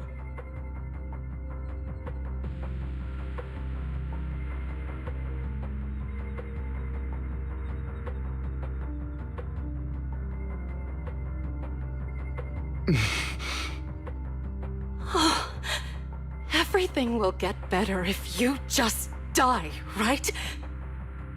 If you die, he'll come back. We'll have another, more perfect child. One who will inherit the Ravenlock family bloodline. Then I'll be able to escape this pain. So, Hugo, for the sake of Mommy's happiness, just die, okay?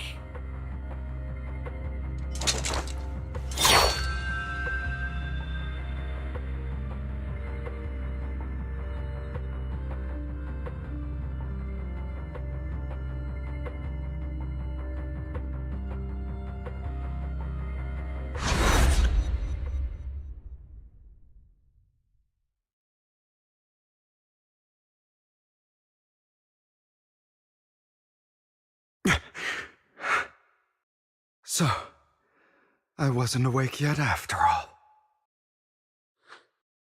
That's because you don't want to wake up again. Who are you? I am you. Hidden deep within your heart. Your most true self. You want to kill her, don't you? Your so-called mother.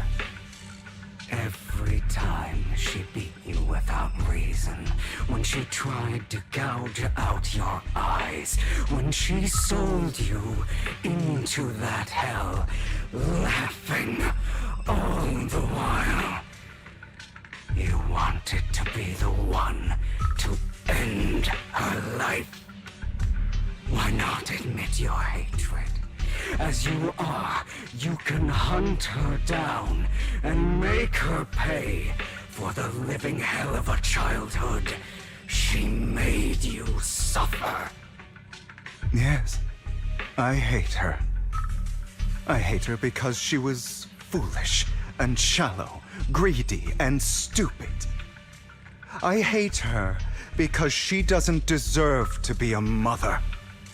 She did everything she could to try and get into the Ravenlock family, believing she could live a life of luxury without having to do anything and never realizing she was a pawn, discarded from the very beginning. So she chose to blame me. Blame me for my heterochromia. Blame me for my very existence. But I won't kill her, because I know it won't change anything. She was incapable of loving me, just as she is incapable of loving herself. Have you been brainwashed by that dog? Keeping up the act of being some magnanimous and forgiving fool? Don't compare us. I've simply come to understand love or hate. I make my own choices, and they have nothing to do with anyone else. She sold you to the Ravenlock family for a huge sum of money. She used that money to start a new life without you. While she was indulging herself, you were going through hell in the Ravenlock Manor. Does it not torment you? Do you not feel the hatred? Do you not want to demand answers? Kill her. Only by killing her can you be truly free. For a long time, I thought the same way. But now, well, I want to make a different choice. Stop lying to yourself. You never had a choice. This weak-minded thinking will only lead you to failure. Like before, you'll be nothing but a worm, trampled into the dirt by those so-called elites. Do you still not get it? This is how the world is, and always has been. Hesitate and you'll be the victim. If you don't grab your knife first, you'll end up being on the other end of the blade. If you want to change anything, you must first become the one who makes the rules. Just like that woman. The only reason she could treat us that way was because we were weak. So listen to me. Find that woman, kill her, and prove to this world your strength! It's what she deserves! Why forgive them? They don't deserve it. I'm not forgiving them. Or rather, I don't care about them. They don't even matter, at least not yet. You know, perhaps the person I hate the most, the one I truly cannot forgive, has never been someone else, but rather my weak, powerless past self who could do nothing but hide inside a closet and cry. I hate myself for having neither the strength nor the courage to resist. I hate myself for begging for so-called familial love, even after being treated so terribly. I hate that despite the pain of my wounds, I still hope to receive the carrot and not the stick. And that means you, correct? So, I forgive you. I forgive myself. You'll regret this, fool. Your pretty words mean nothing. You will ultimately return here to me.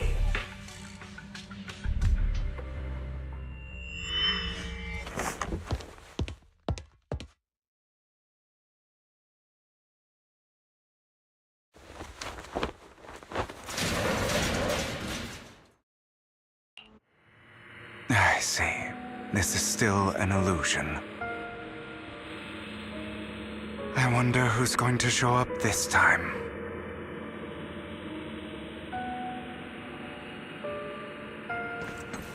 Brother! Hugo, let's play hide and seek! I'm already hiding! You'll find me, right? Like you always do! Serena.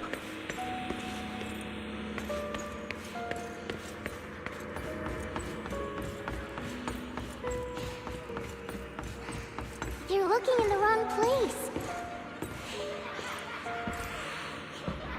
I found an even better hiding spot this time.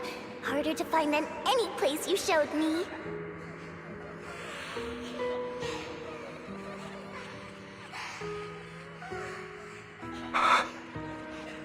Hey, Hugo. Do you ever wonder why I had to die? It was because of me. That's right. It was because of you. It's all your fault. If only you didn't exist, I wouldn't have had to suffer.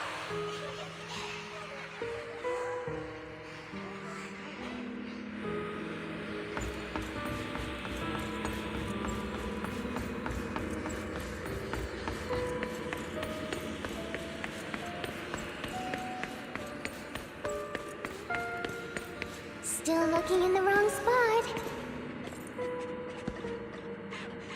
I can't believe you still haven't found me after all this time.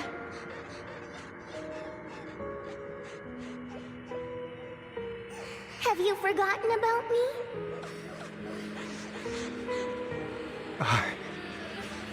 I haven't forgotten. It's okay. I'll forgive you. I'll still be nice to you, just like before.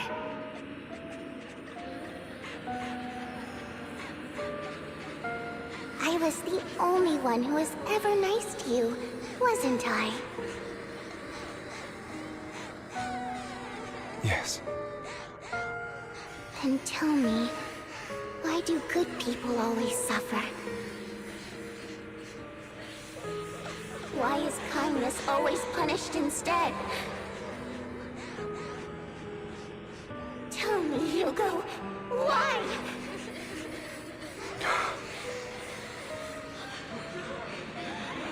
Hugo, are you lost? Go back the way you came. I left you a surprise there.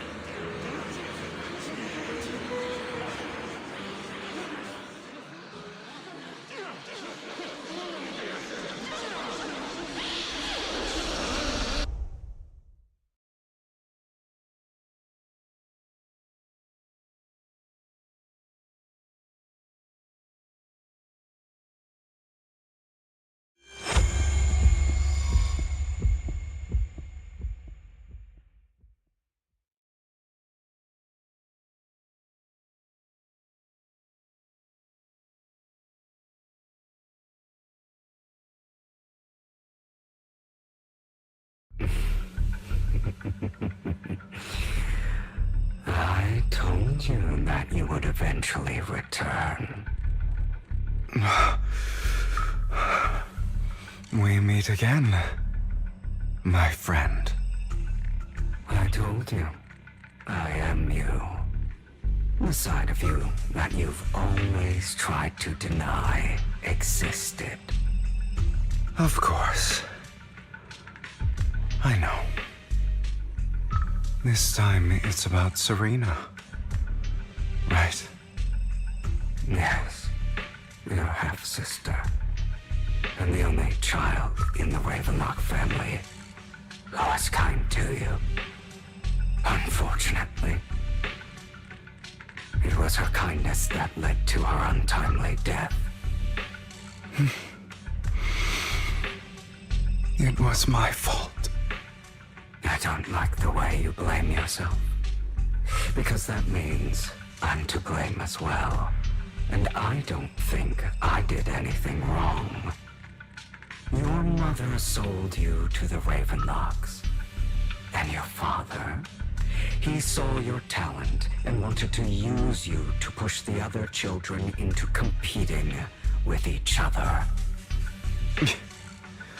My brothers and sisters wanted to get rid of me from the moment they first saw me. In their eyes, you were no more than a slave. But Serena dared to treat you, a slave, as if you were human. And so, she was fated to die. They tried to kill me many times, but I was careful, and they did not succeed. So they killed Serena, who was weaker, an easier target, and pinned everything on you. Serena died in your place. Those cruel brats thought that by reporting this to Father, they could use it to get rid of you, a rival who threatened their positions. Yet, not only did Father not blame you for the incident, he praised you for it. In this world, only the ruthless, cruel, and merciless can stand at the top. And that's exactly what you managed to live up to, no? You found a perfect opportunity thereafter to catch the ringleader of the group who framed you and almost beat him to death.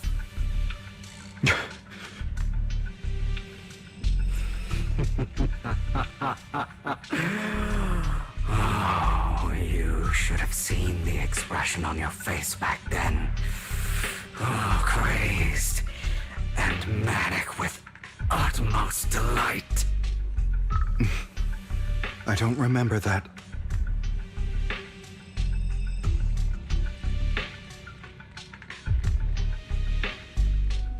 Here you go again, trying to deny your desires. Deep down inside, you've always wondered, asking yourself why these evil people never got the punishment they deserved. Why the world is so unfair. Don't you want to rip them to shreds? Just like that day when you beat that boy's face into the dirt until he was barely recognizable. His disgusting blood staining your fists. Recall your exhilaration, your cathartic release of rage, that outpour of hatred. That victory belongs to you. You deserve it. Those brothers and sisters of mine are all dead. I cannot take revenge against the long deceased. They died by Hartman's hand, dying in the power struggle to become the Ravenlock family's heir, rather than by our scythe. Boring.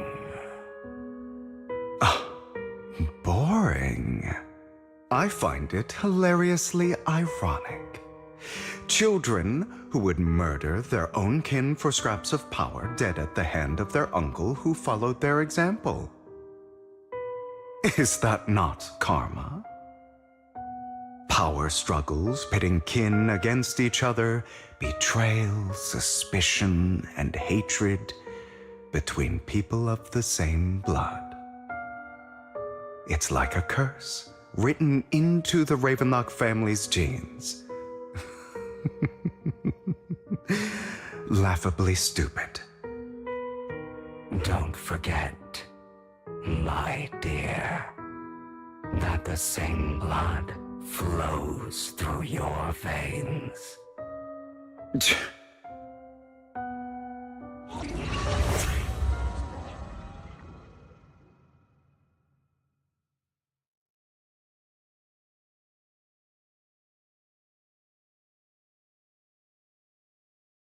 That's right, my dear nephew. No matter how much you deny it, the blood of the Ravenlock family flows through your veins.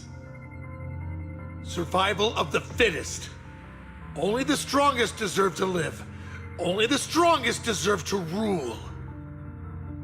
This is the path of success that has led the Ravenlock family to victory countless times.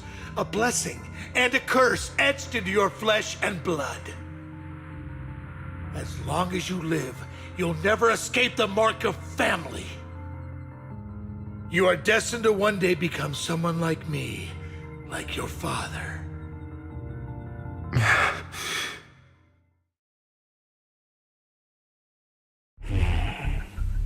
Is that fear I sense? I can see you trembling. Why does the Ravenlock bloodline terrify you so? I won't become like my father. Never. You won't become a failure like him. So relax. Our power eclipses him, and so does our ambition. So, do not deny your own desires. Do not resist your own ambition. This is the talent you were born with. The best gift fate has ever given you. Admit it. Deep within your heart lies a spark, yearning to ignite a raging inferno that will burn everything down. And I am that spark.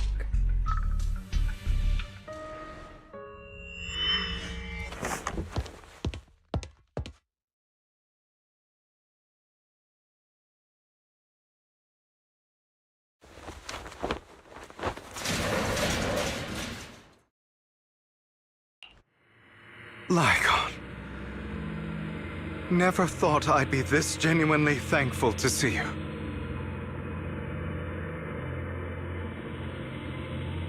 Seeing you means this never-ending nightmare is finally over, right?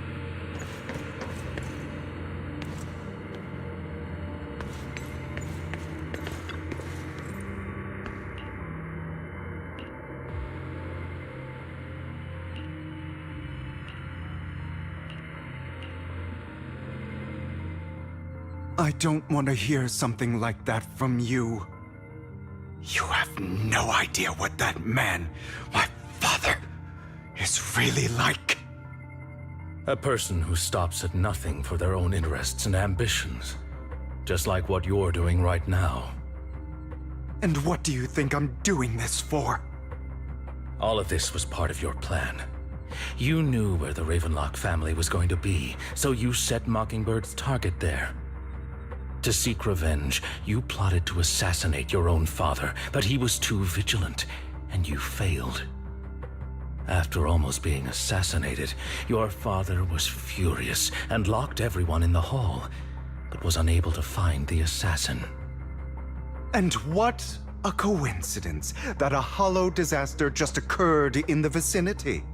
So he used it to eliminate all the unfamiliar faces there, turning them into victims of the Hollow, an easy feat for the Ravenlock family. So, the one who killed innocents was my father, not me. You knew what choice an extremist like him would make, and you used the chaos to once again attempt an assassination. This time you succeeded.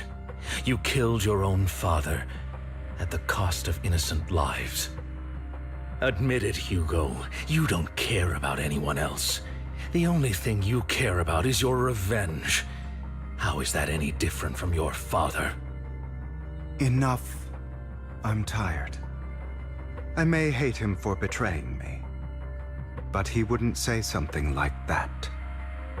What? You aren't Lycon. You're the other me, hidden deep within my heart.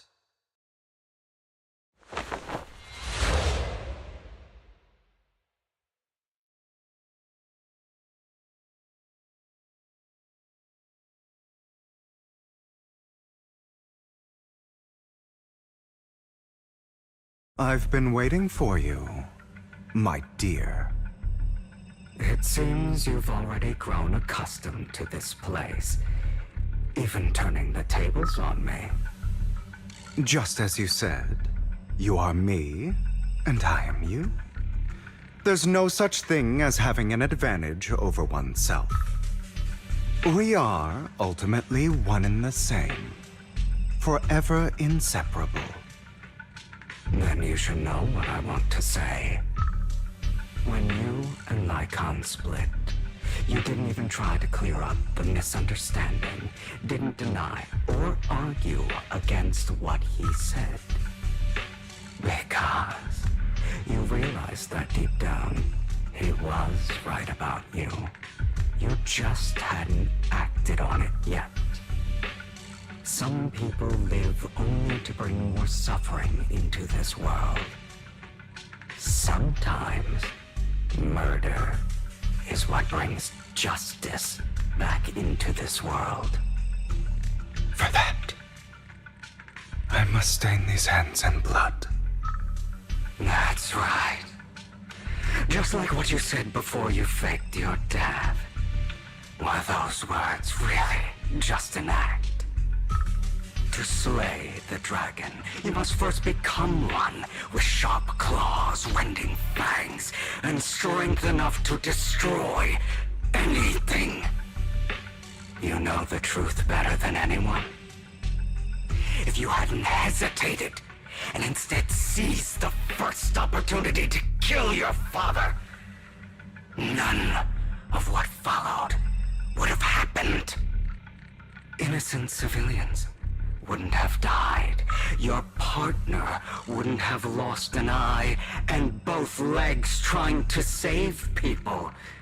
And Mockingbird would have never gotten to that point. You can save more people. Save good people. Save more lives than the evil ones you take. I've spent countless hours in regret over that incident. So why not submit to your true nature? You want to be the judge, jury, and executioner of this world. And you can. I wasn't responsible for Father's death. The true mastermind is my uncle, Hartman. His schemes to kill the head of the family were all so he could take control. Mockingbird was simply unlucky enough to get caught up in it. So, for a behemoth like the Ravenlock family, with its roots so deep, a single person's death, regardless of who that person is, wouldn't change anything. Of course, whether it's Tops, the Mayflower family, or even the entire world, it's actually all the same. I refuse to be dragged down by pointless hatred any longer. You foolish, stubborn idiot. Do you understand the power of hatred? Have we not come this far precisely because of it? Or are you going to follow Lycon and Jack's twisted logic? Come on. You don't actually trust anyone? Otherwise, why would you hide this whole scheme of faking your death from them?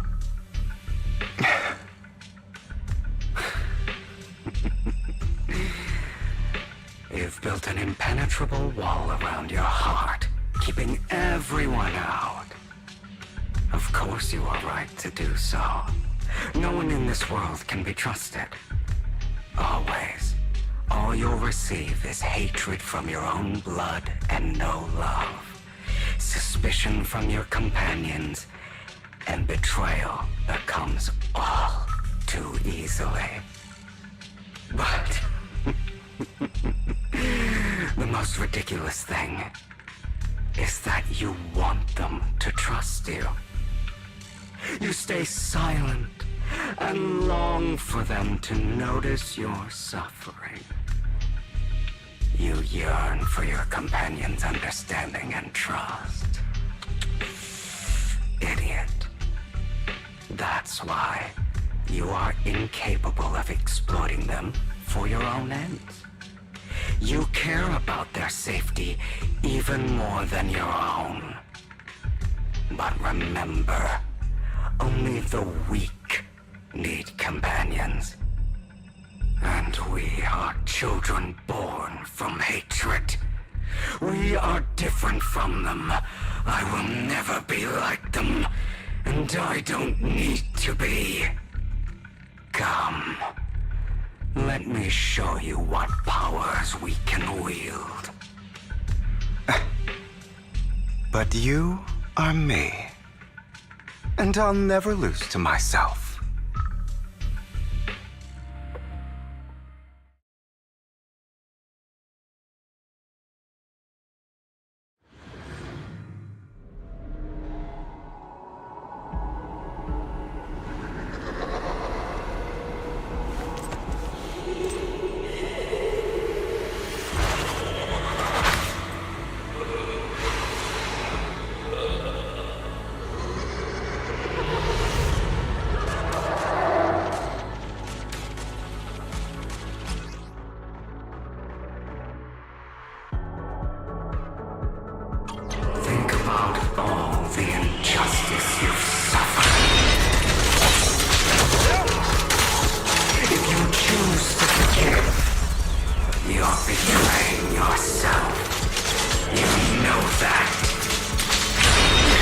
Letting you consume me would be the real betrayal to myself.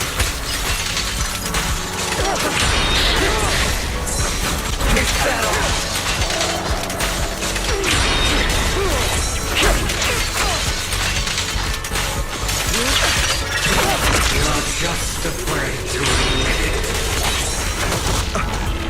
Give up!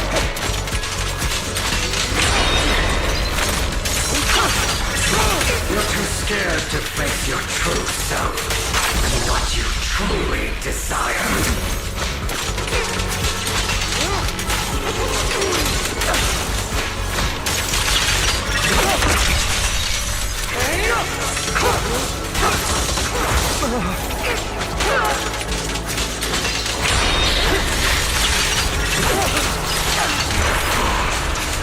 Are you trying to kill me? You think you can just get rid of me? Without me, you are nothing. For what it's worth, thank you. Don't be afraid. You and I are inseparable. You're part of me, just as I am part of you. Fancy words won't change anything. No. It's not just platitudes. I finally understand now. Some pain only fades when it's seen. when it's accepted. So I won't fight you anymore. I won't hate myself anymore. Weakness, hatred, malice, strength, forgiveness, justice.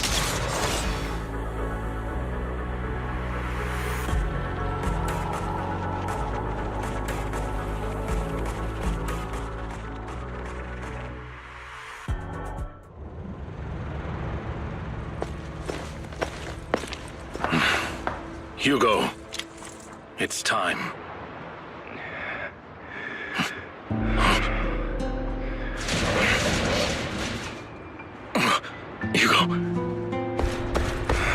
Hugo, you... Did I scare you? I made it through.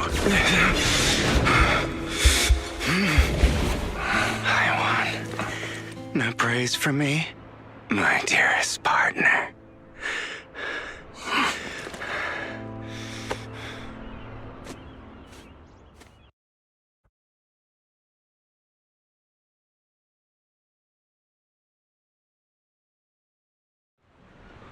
This is just like what I saw in my dream.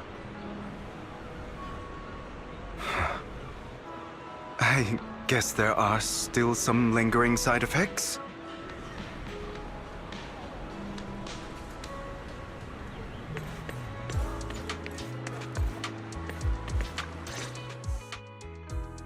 Ah, my former partner. You're still as punctual as ever. Are you sure you're fully recovered? How about we fight? And I'll show you how recovered I am. I refuse to fight someone who is in need of medical attention.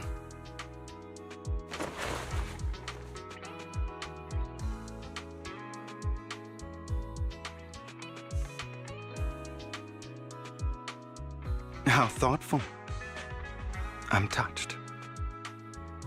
Or perhaps is this simply part of Victoria Housekeeping's professional care? I'd rather you not starve to death.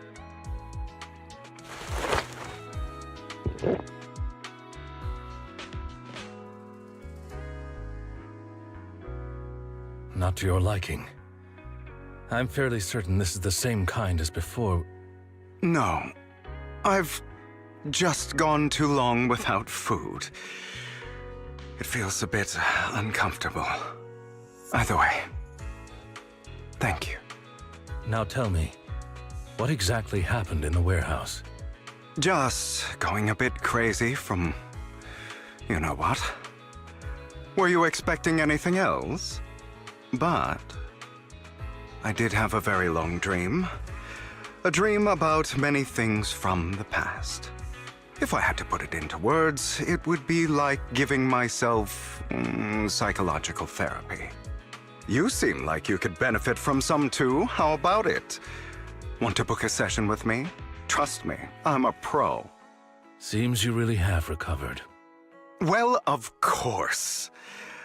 I'm feeling pretty great right now. Like I could argue with you all day on every petty detail of who exactly was in the wrong back then. I wanted to ask, what you said about Mockingbird before, when you faked your death, was that part of the act? Oh, you mean the part about how Mockingbird has never really changed anything or saved anyone. I didn't expect you to still be so hung up on this. Interesting. After all, it was you who chose to betray Mockingbird. To betray me. Just as I said before, I never considered Mockingbird a failure. Perhaps Mockingbird deviated from its origins, but it has its value. You shouldn't reject the things you've done. Or Mockingbird. I have contemplated this before. Yes. Mockingbird has helped some people and has genuinely managed to cause trouble for those who abuse their positions of power for evil. Yet those in high positions still possess immense resources, and the people we helped remain destitute and suffering. willing to become slaves to those in power for scraps. But just as you said, even if what we did was childishly idealistic and flawed, as little as we actually achieved, even the slightest change is by no means meaningless. Nothing holds more value to me than Mockingbird.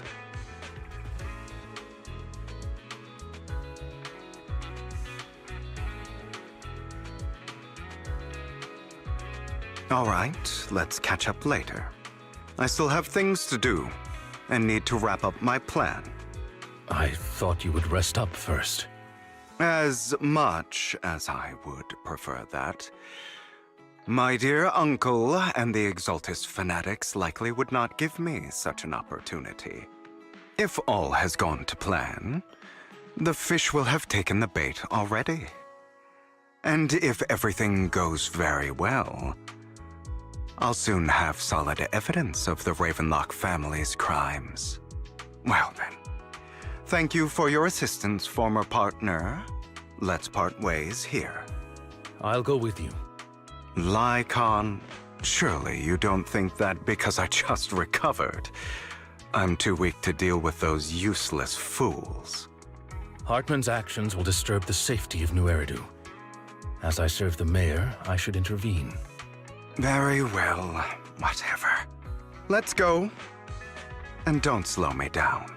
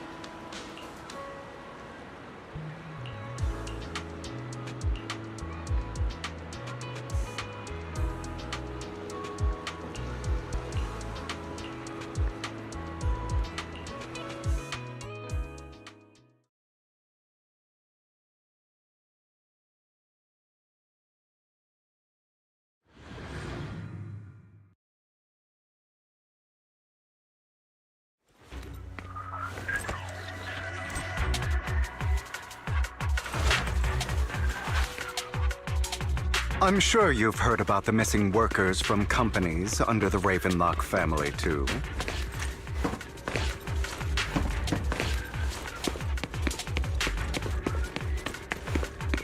I know where they are. Those are Ravenlock's men. The workers with them are the victims who were tricked into going into the Hollow.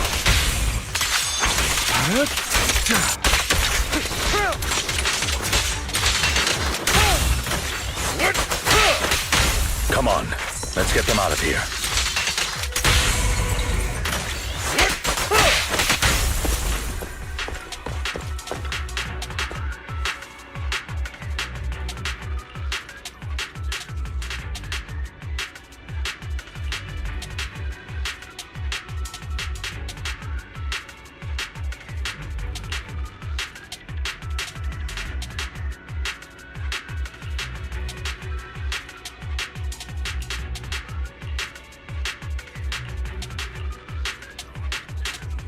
Pardon me. At your service.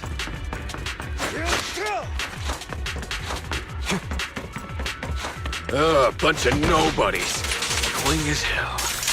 Kill them! You're welcome to try.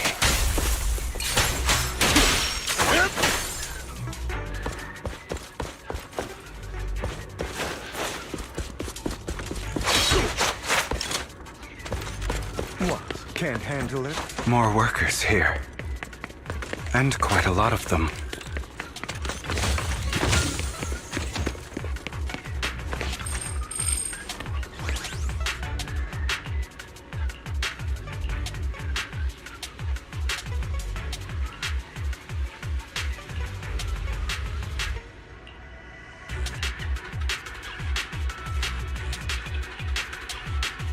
Is Hartman behind this, too? Of course. He threw them into the hollow like offerings for the Exaltists. To him, those workers are just another resource, no different from the...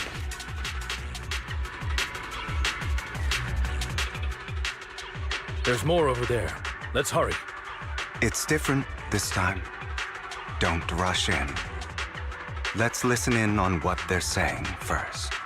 I still need more direct evidence to ensure the plan is absolutely foolproof. The compensation you promised. It's all real, right? All we have to do is follow you into the hollow for some simple tasks, and you'll give us a huge sum of dennies. Sounds real suspicious. Shut your trap. You keep yapping and asking questions. If this is all so suspicious, why were you so eager to sign up for it? Because I don't have a choice. My daughter was previously caught in the hollow disaster and suffered severe corruption.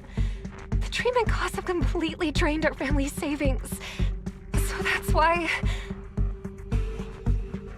It's the same for me. A serious illness at a senior age. I need the money. Who would risk taking a job like this unless they were desperate? I'll do it. No matter how suspicious. As long as I can get paid, I'll do anything. Even risk my life!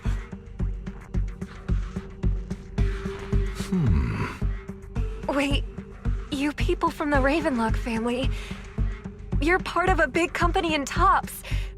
You wouldn't go back on your word, right? Don't worry, you'll get every denny you were promised. But before we start, you all need to take this medicine first.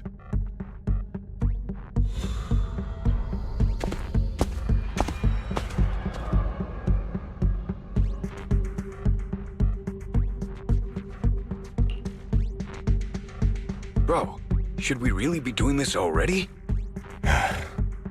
These workers keep talking. We're wasting time like this. And the sooner they take it, the sooner it'll be over. Consider it an early release for them. What? You didn't say anything about having to take pills before.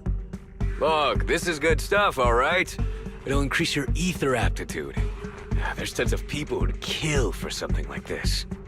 Exactly! You'll be working in the hollow for several hours. This is essential medication. You have to take it before we continue. If you refuse, then you can forget about the job. Of course, you won't receive the compensation either. Lycon, what are you doing? Rescuing those workers, of course. There's clearly something off about those pills. We can't let them take them. Now is not the right time. As I said, we need more evidence to ensure the plan works. And as I said many years ago, you can't exploit innocence to achieve your goal. So that's how you see it. If that's not what you want me to think, then explain everything to me. All right. It's a little complicated, but simply put, these workers will be fine. Of course, it's your choice to trust me or not. But if you try to rush in, I will stop you. I trust you.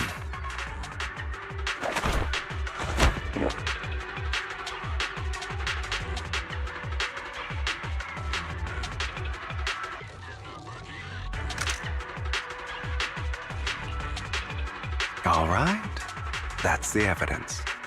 Now we can go and beat them into the ground as much as you want. Don't forget, you owe me an explanation. Also, don't overdo it and kill them, even if they're the worst of the Ravenlock family. All right, Your Holiness, Saint Lycon. Who the hell are you? Why don't you take a guess? We're the ones here to stop you.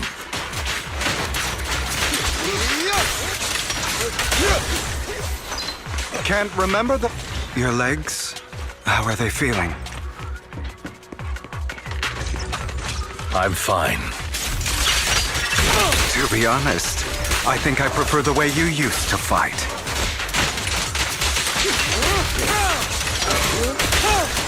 You had a lot more aggression. I merely learned to control my strength.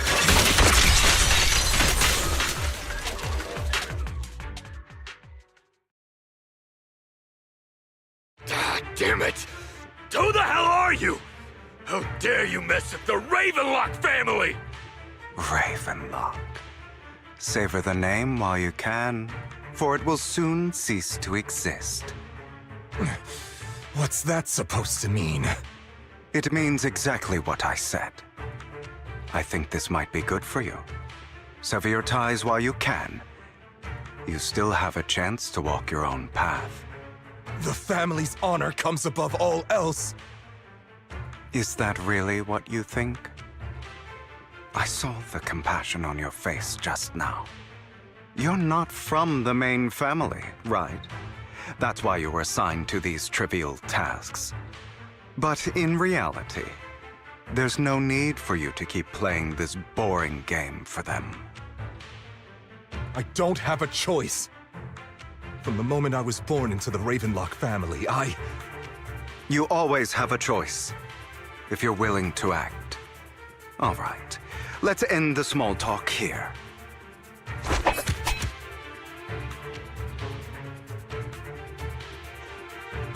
Don't worry, Lycon. I didn't hit them too hard, just enough to keep them quiet. How's that? My acting's pretty good, right? As always, a certain someone should take some lessons from you. I'll leave the rest to you then. Okie dokie.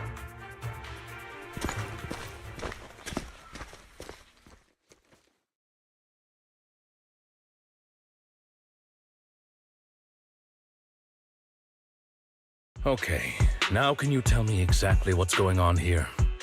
As you can see, that worker just now was actually an informant of mine. The pills were swapped out with vitamin tablets. Outside of this batch, some workers have already taken the actual substance Hartman has. But rest assured, the antidote for it is already in development. I found the best in the field to help, and with the data I collected before, we should have results soon. I wanted to ask. The reason you decided to lock yourself in a room and endure the effects of the drug, besides getting evidence, it was also to collect data on this drug in order to create an antidote, correct? It seems you're not completely beyond hope. I thought you were just being stubborn. Sometimes I wonder if you know me at all. Then, I have one last question. Why did you never tell me any of this back then? The truth is, I heard everything. That entire conversation between you and Jack. Before he passed away in that small attic. When Jack called you aside and gave you those warnings. When he told me you might go down the wrong path? That's right. You never said anything. What would I even do? Scream and rage over your suspicions, or get on my knees and beg for you to trust me? You know there's no way I'd allow myself to do such a thing. Besides, back then, even I was confused about myself. Jack, he... It's all in the past. You don't need to explain anything to me. Enough. We should get going. If we're going to reminisce over the past, we should find a more suitable location.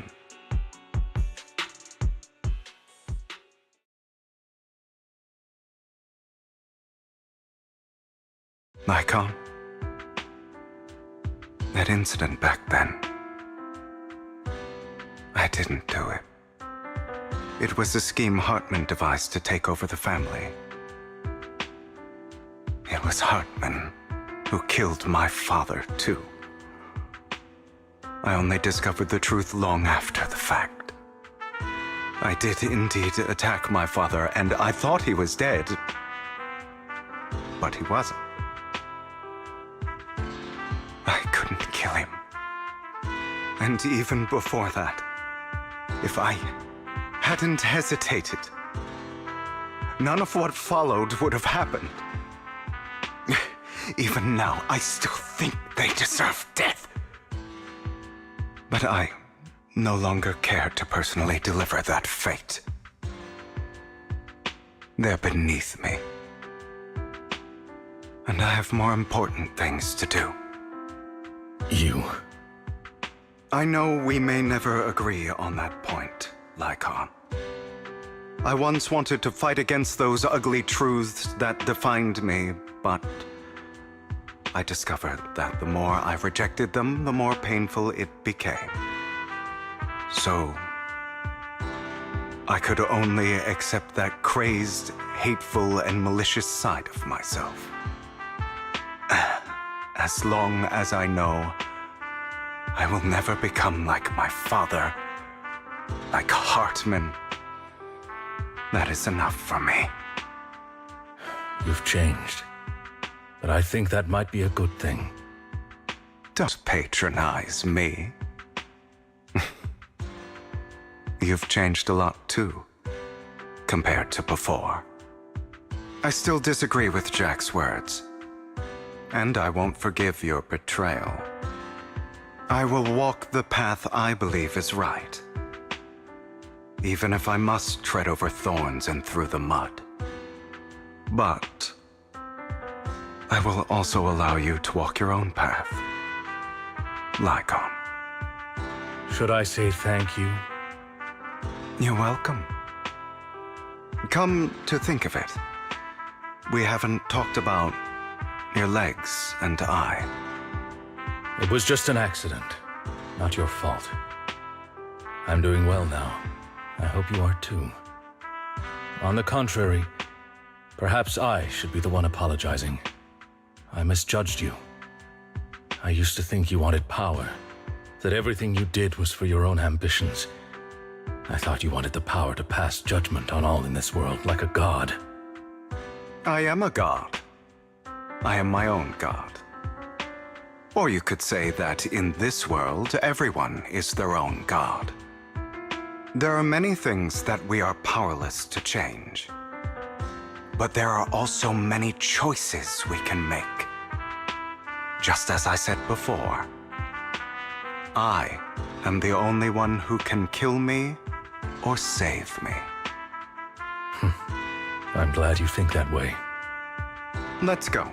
I still have one last thing to do. To witness the end of Ravenlock.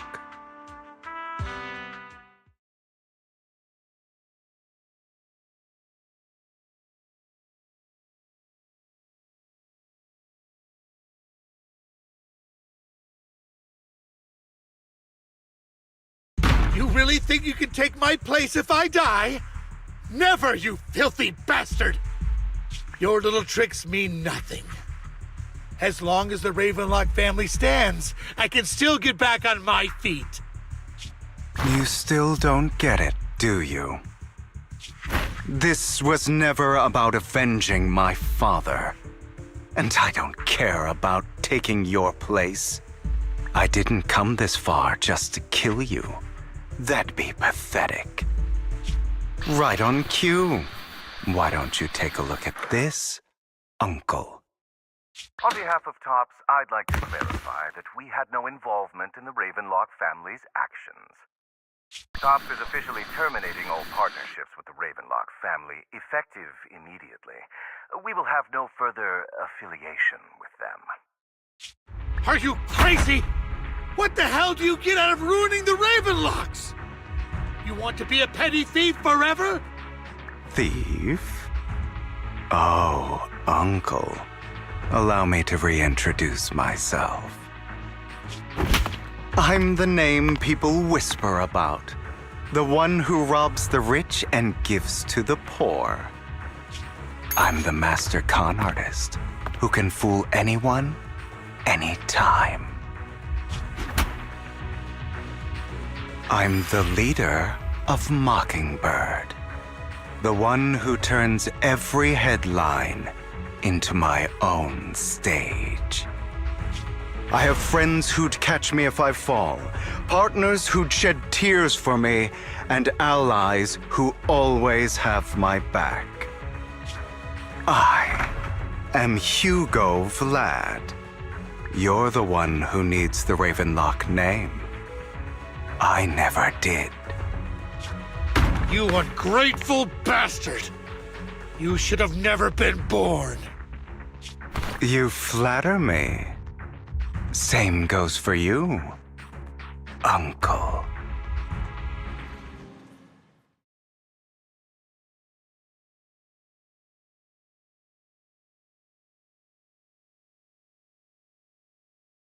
You've done well, Vivian. You had better give me an explanation. And here I thought this would be a touching reunion. What's with all the anger? Hugo, I'm a member of Mockingbird too. And I mourned your death.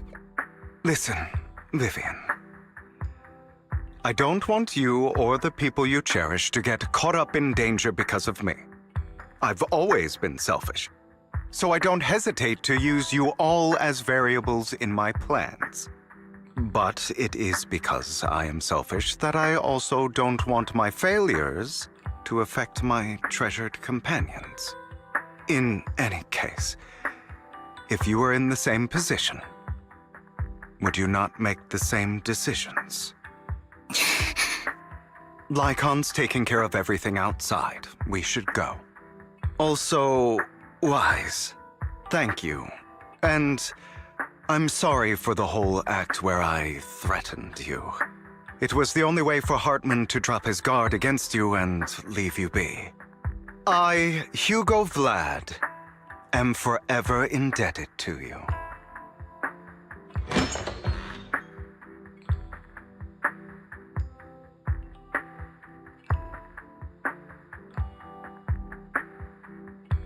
Master Proxy, although it is late, there is some important intel that I must give you now.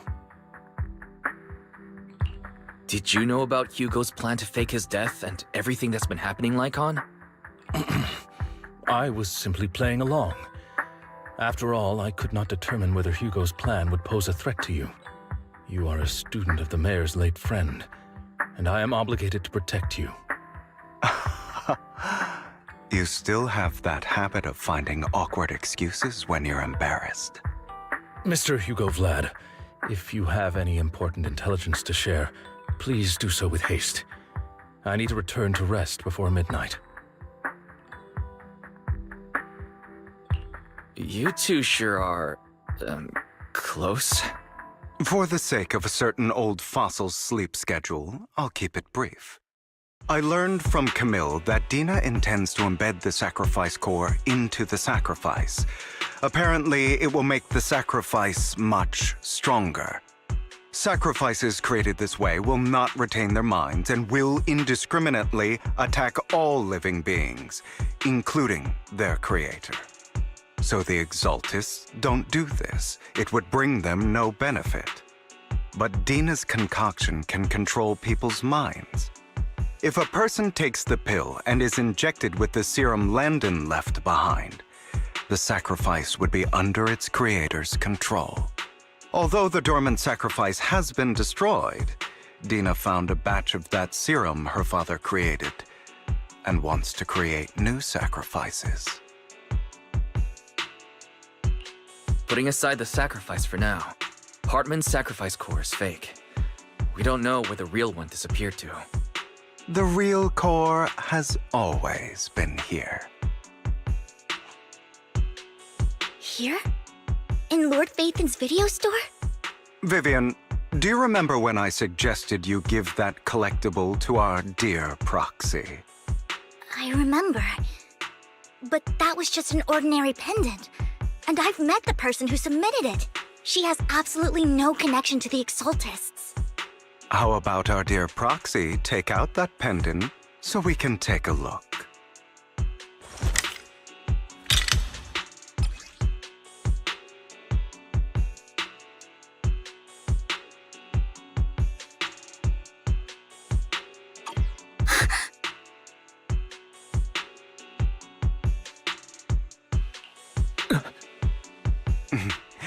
I'll take your surprised expressions as a compliment for my little trick.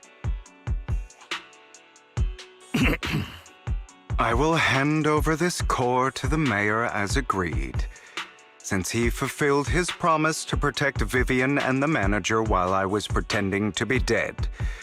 I won't go back on my promises. No wonder the mayor would promote rhetoric favorable to Mockingbird. I can't believe I thought he was actually being sincere.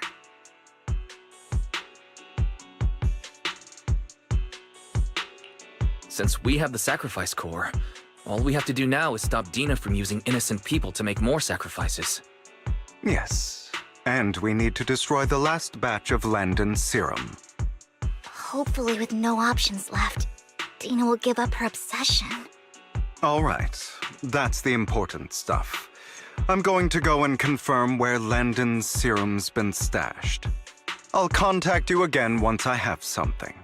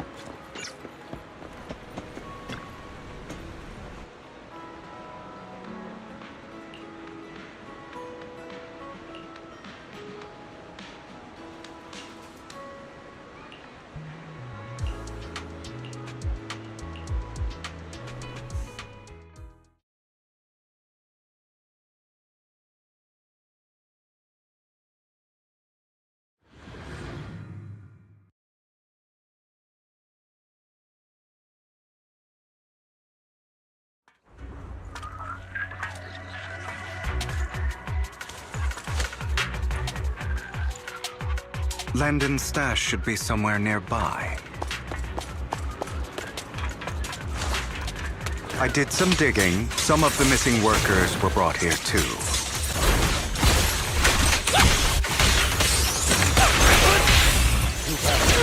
Dina's getting ready to make her move. Don't worry, we'll clear them out.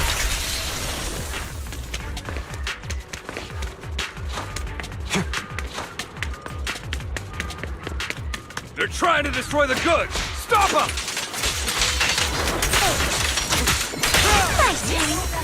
We need to take care of the guards first.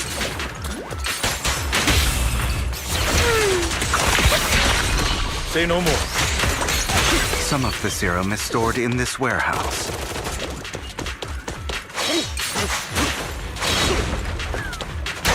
You're not taking anything from here. You go. Get the guards first. here? Scram before I get angry. Freeze all evil! You just stepped into your own grave!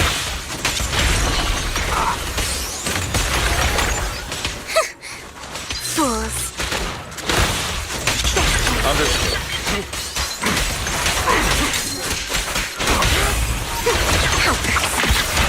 Hail for the dawn that sets the world alight.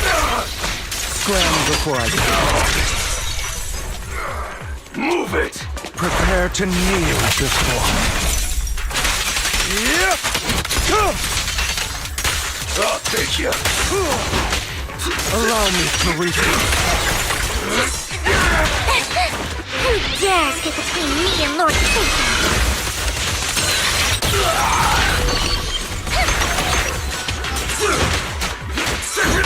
What a coincidence. I'm part of Mockingbird.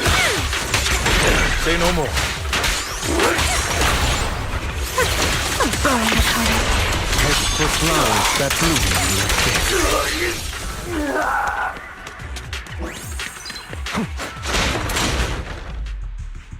More of Landon's serum survives than expected. Fortunately, since they're still here, it means Dina hasn't executed the final step of her plan. There's likely a lot more stashed around here, and we have yet to locate the missing people. Our actions here won't go unnoticed.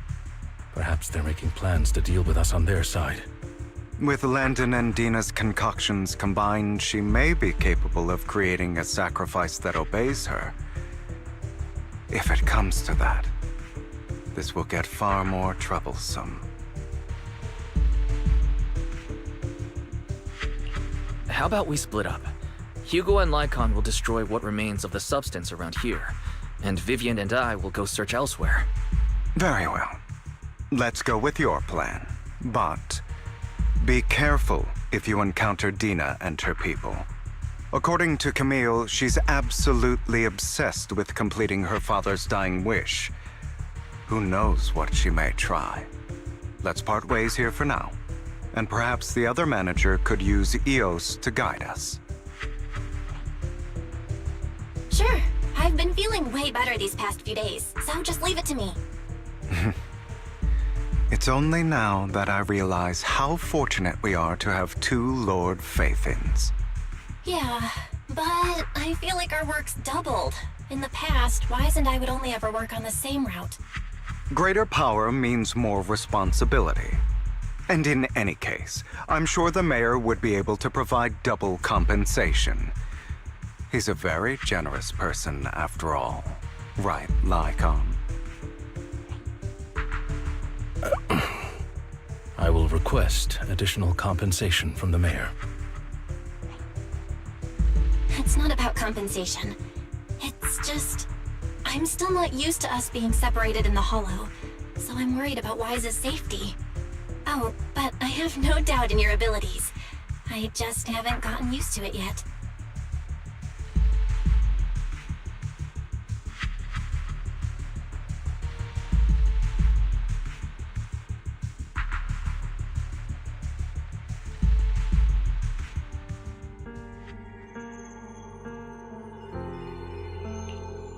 This is the future I saw. Lord Pathan.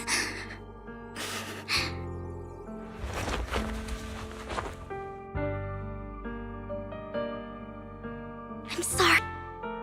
This time, I will make sure the future I saw does not come to pass. I don't want to bring you misfortune. That's all I wish for.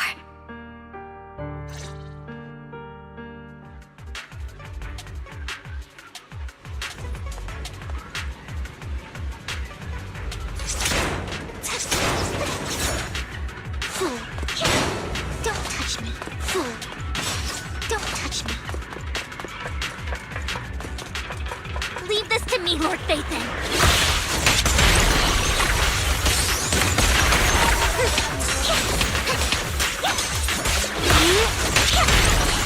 Flames belong in the depth.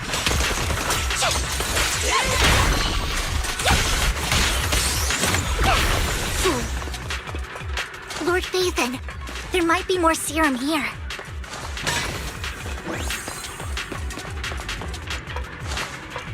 How dare you steal from Lady Dina!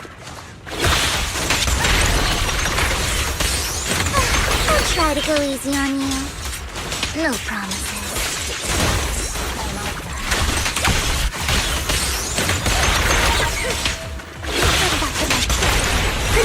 What's up? There are containers by the fissure.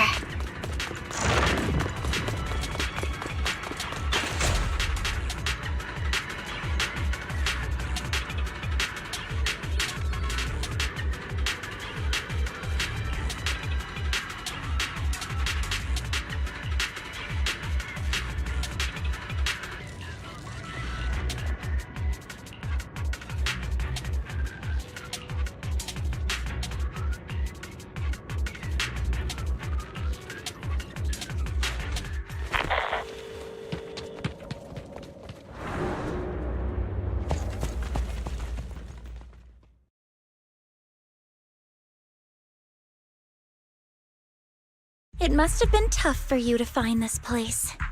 Vivian, if you had stayed out of it, I wouldn't be so eager to get rid of you. Those people have been taken to safety. You're all out of options. They're just mere test subjects. So what if they get away? There will always be people consumed by greed, and therefore, they will come willingly to me. In any case, what are a few sacrifices in comparison to the completion of Father's grand ambition? Dina, you deceived those people. They didn't come willingly to you. You tricked them, just like Landon did back then. Deceived? Father gave hope to those who had everything taken from them by the Hollows. Vivian, you once rejoiced at the hope Father offered you, too. Before Father took you in, you were no more than an omen of disaster that no one wanted. It was Father who gave you shelter and a purpose for existing. Do you remember the first time you bestowed a blessing under Father's guidance? How did you feel when that person looked at you with adoration and this? That was the first time you felt hope. Like your existence had a purpose, right? Don't forget that it was Father who, through what you call deception, gave you hope. And you, what have you done? You basked in Father's attention and everyone's adoration, only to destroy everything. Do you think that by leaving the Exaltists, those people will live better lives? Of course not. Those who suffered under the Hollows will only continue on as walking corpses, without the hope Father gave them. Do you really think you're some sort of savior, Vivian? In the end, you're just an ungrateful brat who brings misfortune to those around her. It was you who destroyed everyone's hope. Not everyone wants to live in false hope, Dina. You say it's because of greed that people willingly become your sacrifices. Perhaps those people aren't entirely virtuous. But that greed is just wanting to live a better life beyond the Hollows. What you and Landon have done was never about giving people hope, but exploiting it. Stop lying to yourself. Deep down, you know what Landon did was cruel. No. Back then, when Landon wanted to inject you with the serum, the fear in your face was as plain as day. I saw it all clearly. If all of this is as righteous as you claim, then why did you make such an expression, Dina? Don't look at me with such pity! Father did nothing wrong. All of this is to make something of the Hollows other than disaster. That's everyone's only hope. Dina, it's not too late to stop. Stop living in this lie. You know what would happen if a sacrifice loses control and escapes the Hollow. It's not the Hollows that are to blame for those people's deaths, but the hope you keep talking about. That will cause more despair and claim more lives. That is merely the necessary sacrifice to accomplish a greater goal. No one deserves to be a sacrifice. Your hypocritical magnanimity disgusts me. I can always go and get more test subjects if they've escaped. And I will be able to replicate Father's serum with enough time. With you gone, I'll be able to complete Father's gift to the Creator and fulfill his last wish. Camille, release the failed subjects. Lady Dina. Camille, are you going to do what you did before? You keep saying you'll follow the Creator, but it's all lies. Lady Dina, the Hollows took my family from me. I understand that there's no way to get back what I've lost. It was Lord Landon who told me that the Creator would guide me. One day, Hollows will no longer be disasters. Everyone will be able to survive inside them. I look forward to the day when this hope becomes reality. I watched you grow up, and I know that you've always looked up to your father. He gives you hope, and I destroyed that hope with my own hands. I know the pain of loss, so I've always felt guilty. I want to atone for the hope I destroyed. But Dina, I don't want to ruin more lives, and I don't want to continue watching you destroy yourself. Vivian is right. Not everyone wants to live in false hope. So, please, stop. Camille, are you abandoning me too? I'm not abandoning you. I just don't want to see you go past the point of no return. The point of no return? I passed that point ages ago. No, Dina. You can still turn back. I'll be your way back. Where are you going, Camille? I made a deal with Hugo and the mayor. If someone needs to take the fall for this, let it be me. I did it. All of it. I've been forcing Landon's only daughter, Dina, to research how to create sacrifices. I colluded with the Ravenlock family for my own gain. Everything Dina did was under duress. I've kept her captive for so long, she doesn't have the skills to survive as an independent member of society. She'll need a caretaker and teacher. Someone who will look after her and educate her. No! I refuse, Camille! I refuse to accept this! Dina, I'm going to dispose of those failed subjects. I won't allow it! You'll die! I won't allow it! You can't leave me. I command you! You've always followed my orders, and you will follow them now! It wasn't your orders that I've been following. My younger sister, who was stolen from me by the Hollows, also had such beautiful red hair. When Landon told me the Creator could bring me hope, you were standing there, right behind him. I was certain, then and there, that this was the hope the Creator had given me. Start over, Dina. You still have so long, so much time. You'll make friends, find people who love you, and make many beautiful memories. That's not what I want! Camille, you're not allowed to die! I won't allow it! I won't allow it! Goodbye, Dina. And I'm sorry, Vivian. I'll leave the rest to you.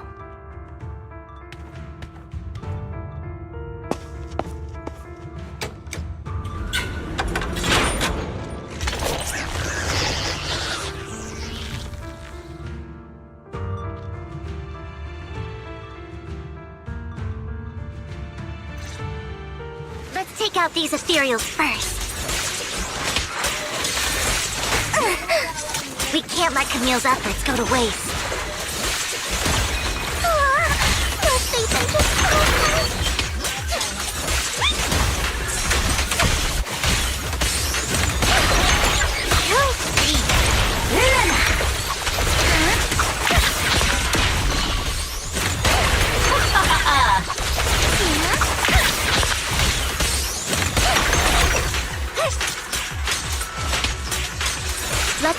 Dina, Lord Phaethon.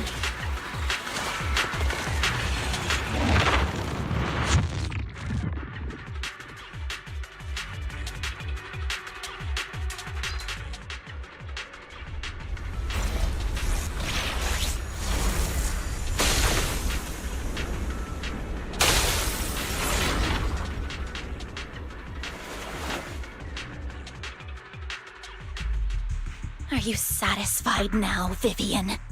You were the one who brought yourself to this point. You're saying this is all my fault. Losing my father, losing Camille. I wish you had never come into my life. At first, when Father brought you home, I was happy. There are so many Exaltists, yet Father never allowed me to get too close with any of them. I never had any friends either. But when Father brought you back, he told me to take good care of you, that you were my first friend. I was also so happy the first time you took my place in helping Father select a person to receive the blessing, because it meant you were different from all those other people. You could stay with me. But soon, I grew jealous. You took the attention that should have belonged to me. You even took Father's love from me. It's only because of my ability that Landon... I know, but... Vivian, jealousy is something you cannot control. Of course, the same goes for fear and hatred. I was terrified that one day you would look at me and shed tears. I knew if that day ever came, Father would not hesitate to force the blessing upon me. And when that day did come, I hated you for causing my father's death. Tina, you knew everything about what happened back then, so... why are you still defending Landon? And why didn't you tell me back then? If I had known earlier, maybe I could have found a way. Because it's the only thing that makes me more special than you, no? It proves I had Father's trust. I was more useful to him. Vivian, you said you wandered without a home ever since you were young, hated by anyone you encountered. You were happy to gain recognition from everyone and help Father when you were among the Exaltists. But in the end, you discovered you were being used, so you felt betrayed and hurt. Then, what about me? All I ever had was my father. I've never known a life outside of the Exaltists. Ever since I was young, my only purpose was to help Father select who was to be blessed.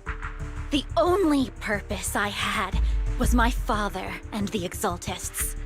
I've never been taught anything else, Vivian. It is what little value I have, and have ever had. In the end, you took even that from me, and completely destroyed it. You think you're doing good and fighting evil. You've only managed to affect a small part of your world. But have you ever wondered if maybe that's all there is to my world? I never wanted to hurt you.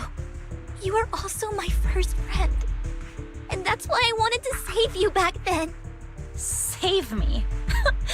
You and Camille all talk about saving me. Why don't you understand?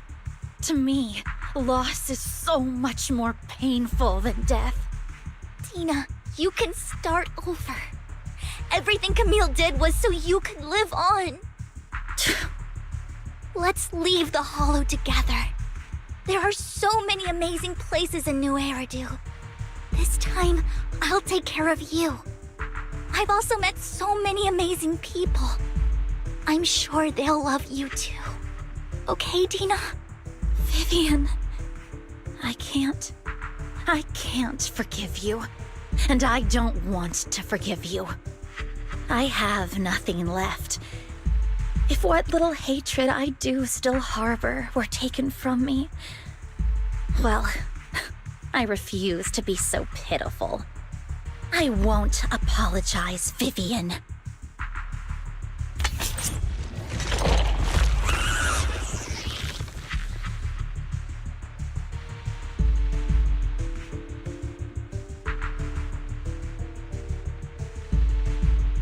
I don't want to hate myself. So I can only hate you for killing my father, and hate Camille for leaving me. That's just the kind of person I am. Hateful and despicable. I refuse to owe anyone anything. I refuse to feel regret. I won't. Vivian, I will keep hating you. I will take all who are precious to you. I will also hate Camille, so I won't do as she wished and start a new life.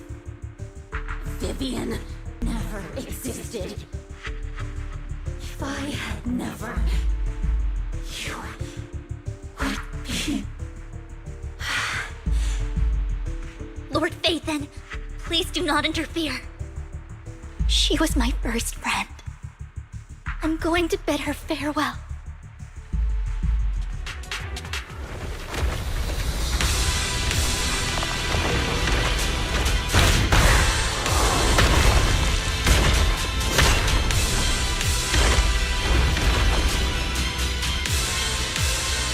Dina, soon, pain will be over. Lord Phaethon, don't come any closer!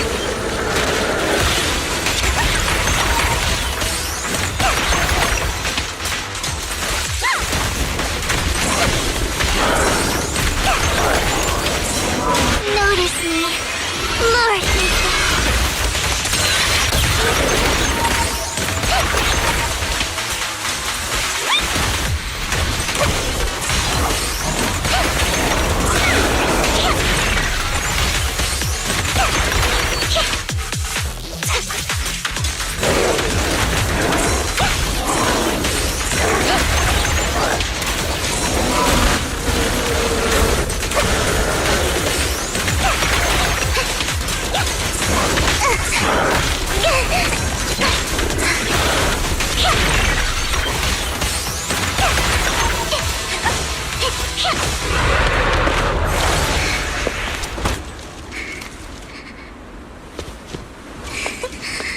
Vivian, behind you!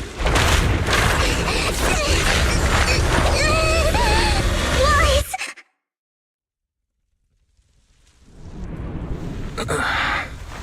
What happened?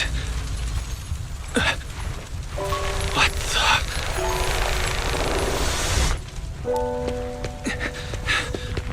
Vivian! Lies. Don't come near me. This is my own choice.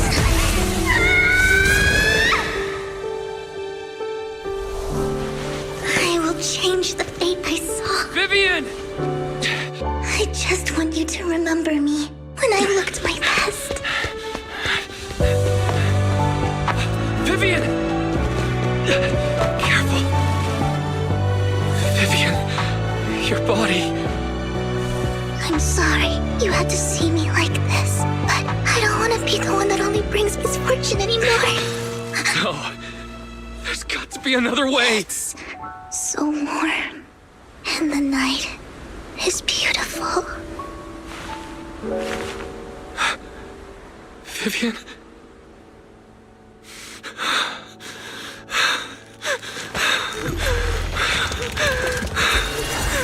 No. It can't end like this.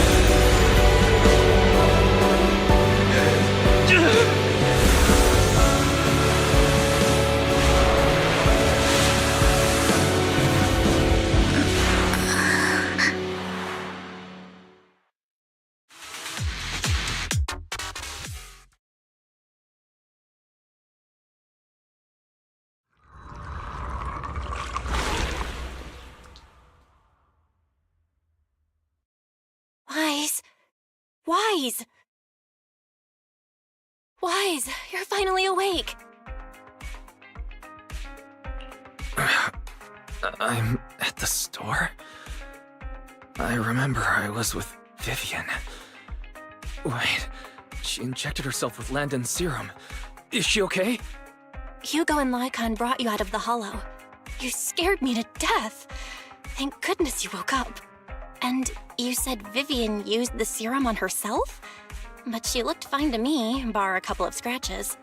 Hugo sent me a message earlier saying he got her checked over and she was all right. Do you remember what happened?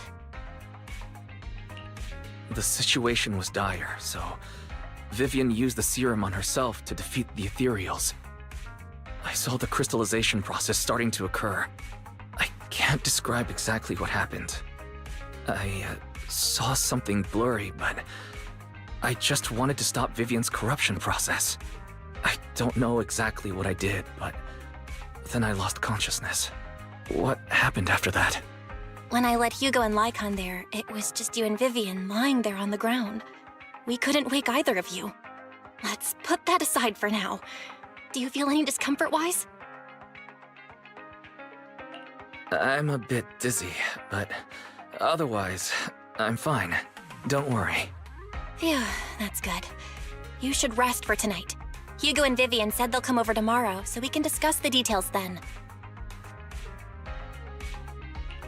Okay. Sorry for worrying you, Belle. Good night.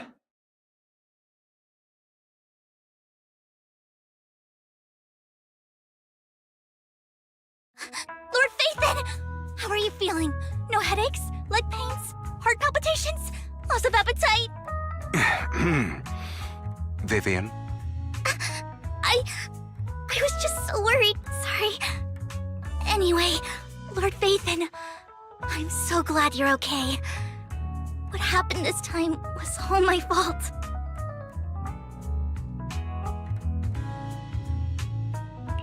Things were dire, and you did what you had to. Plus, if it weren't for you, we wouldn't be here now. So what happened? Wai said he saw the crystallization process start. But I didn't see anything through Eos. Hugo? Lycon? Did either of you guys see it? Allow me to explain.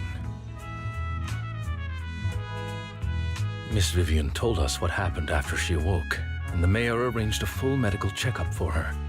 Based on the results, Miss Vivian indeed shows mild corruption sequelae. But if the crystallization process had already started, the lingering effects should be far more severe. To be precise, if the process had already reached the point of mass surface crystallization, it should have taken no time at all to become an ethereal. So, the mayor theorizes that it was the etheric energy within Master Proxy's body that affected Vivian's condition and the surrounding etheric particles, causing Vivian's corruption to recede. Essentially, corruption is a reaction between the etheric particles inside the body and in the surrounding environment. Therefore, it's not necessarily irreversible, just that currently our mainstream method of defense is prevention. I'm having a hard time believing that, even if it's coming from you, Lycon. It's almost like you're claiming I can manipulate etheric energy. Master Proxy, you are special. This is a gift your teacher left you. A gift from our teacher? How come I never knew about it? I don't know all the details, so I cannot explain everything to you. My apologies. However, Miss Yixuan might be able to answer some of your questions. She will visit you sometime soon, so please feel free to ask her any questions you may have. She has quite an eccentric personality. If she causes you any inconvenience... Can I file a complaint about her with you if she does? Master Proxy, you have always been a people person, so I trust you will handle things just fine.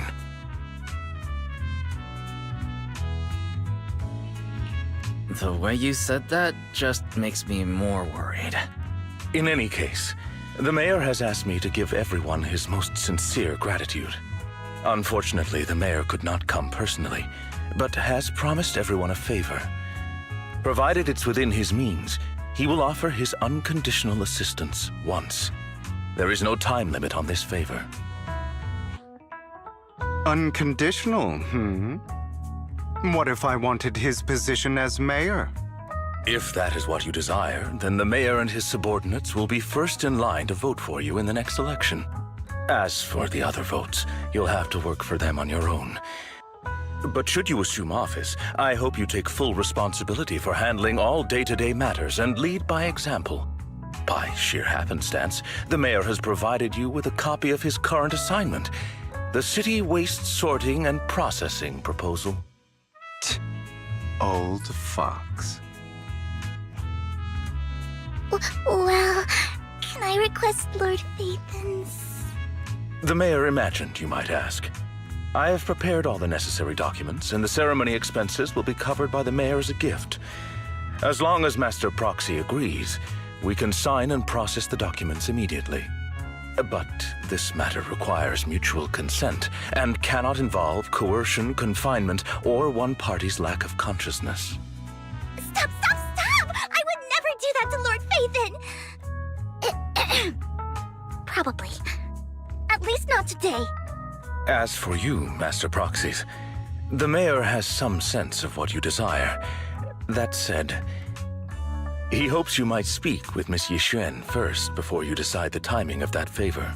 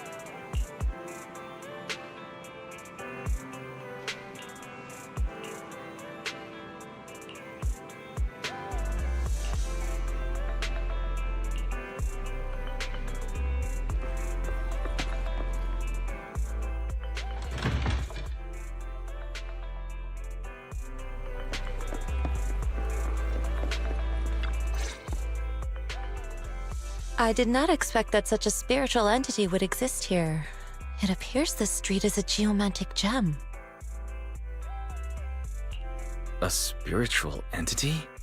His name is Howl, and I guess you could count him as a neighbor of mine. Is there anything special about him?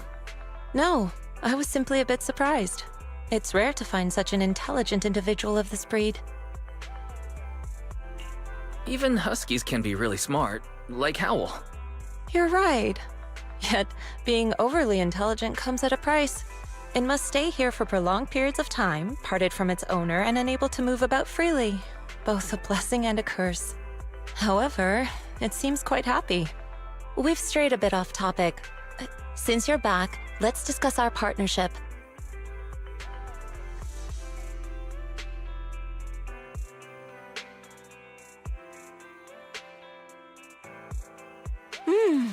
Nice job. Good air circulation, excellent layout. Very suitable for a business. Your bangboo here are also very energetic. It seems your fortune is good when it comes to wealth. Huh. You even know feng shui? I'm happy to hear that. But who exactly are you? I suppose this is our first official meeting since parting ways in the Hollow. Now that both of you are present, allow me to reintroduce myself. My name is Yixuan, a mystic from Yunquei Summit.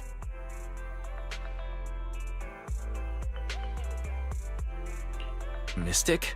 Like those people in movies who can tell your fortune and go around blessing people? This is my first time meeting one in real life. But what's Yuinkui Summit? Any details you can give? Just an ordinary sect of the mystic arts.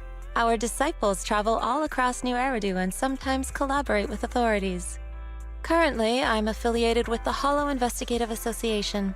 Right now, however, I'm here to discuss a partnership in the name of the Mayflowers. So, what sort of partnership are we talking about? I have reviewed the documents provided by the Mayflowers. You previously underwent an implant surgery. After recent adjustments, abnormalities occurred. These abnormalities bear resemblance to the craft practiced by us at Yuinkui Summit. If you are willing, I can teach you how to better control your abilities. Better control my abilities. That sounds great, but there's no such thing as a free lunch. Since you're willing to teach us your craft, Shifu, you must want something in return, right? That's right. Mayflower will have you join me for some investigations. Looking at my divination results, this will be a complicated and very likely dangerous matter. He's still going over the details, but should have more information for you soon. You can wait until then to decide.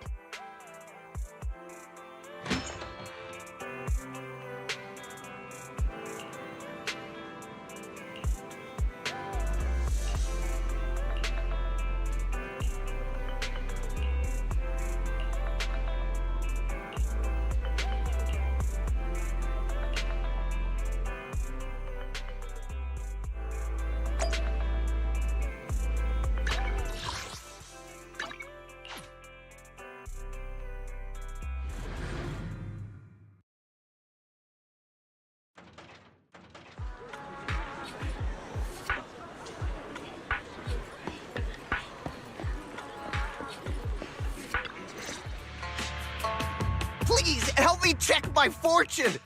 Here's my palm. Look, doesn't this thick wealth line mean I'm about to strike it rich? I've looked it over, and your fortune is decent. Huh? You barely looked at it, and you're already done? You have good fortune. What? You don't believe me? I do. Thank you so much. Next, it's my turn. Hey, wait, hey, quit cutting in line.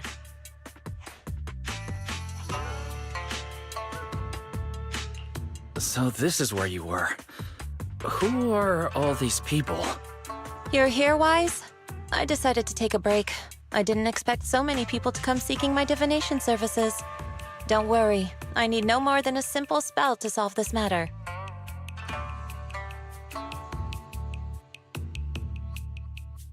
Fortune-telling services is 10,000 dennies per session.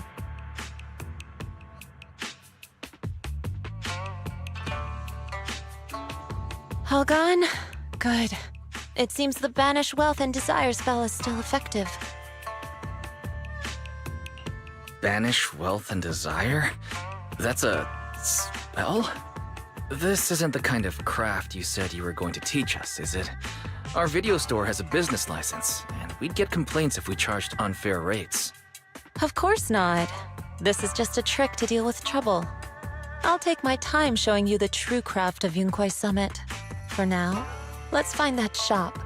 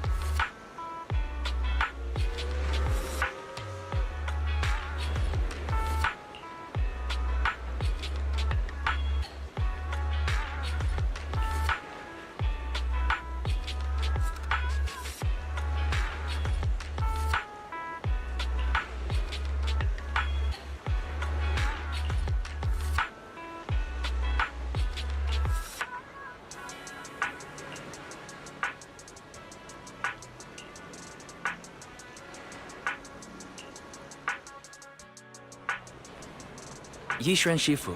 The store's right up ahead. Yes, this is the place. Ah, this is the one. Seems it's closed. Another wasted trip. Not necessarily. 1 second, please.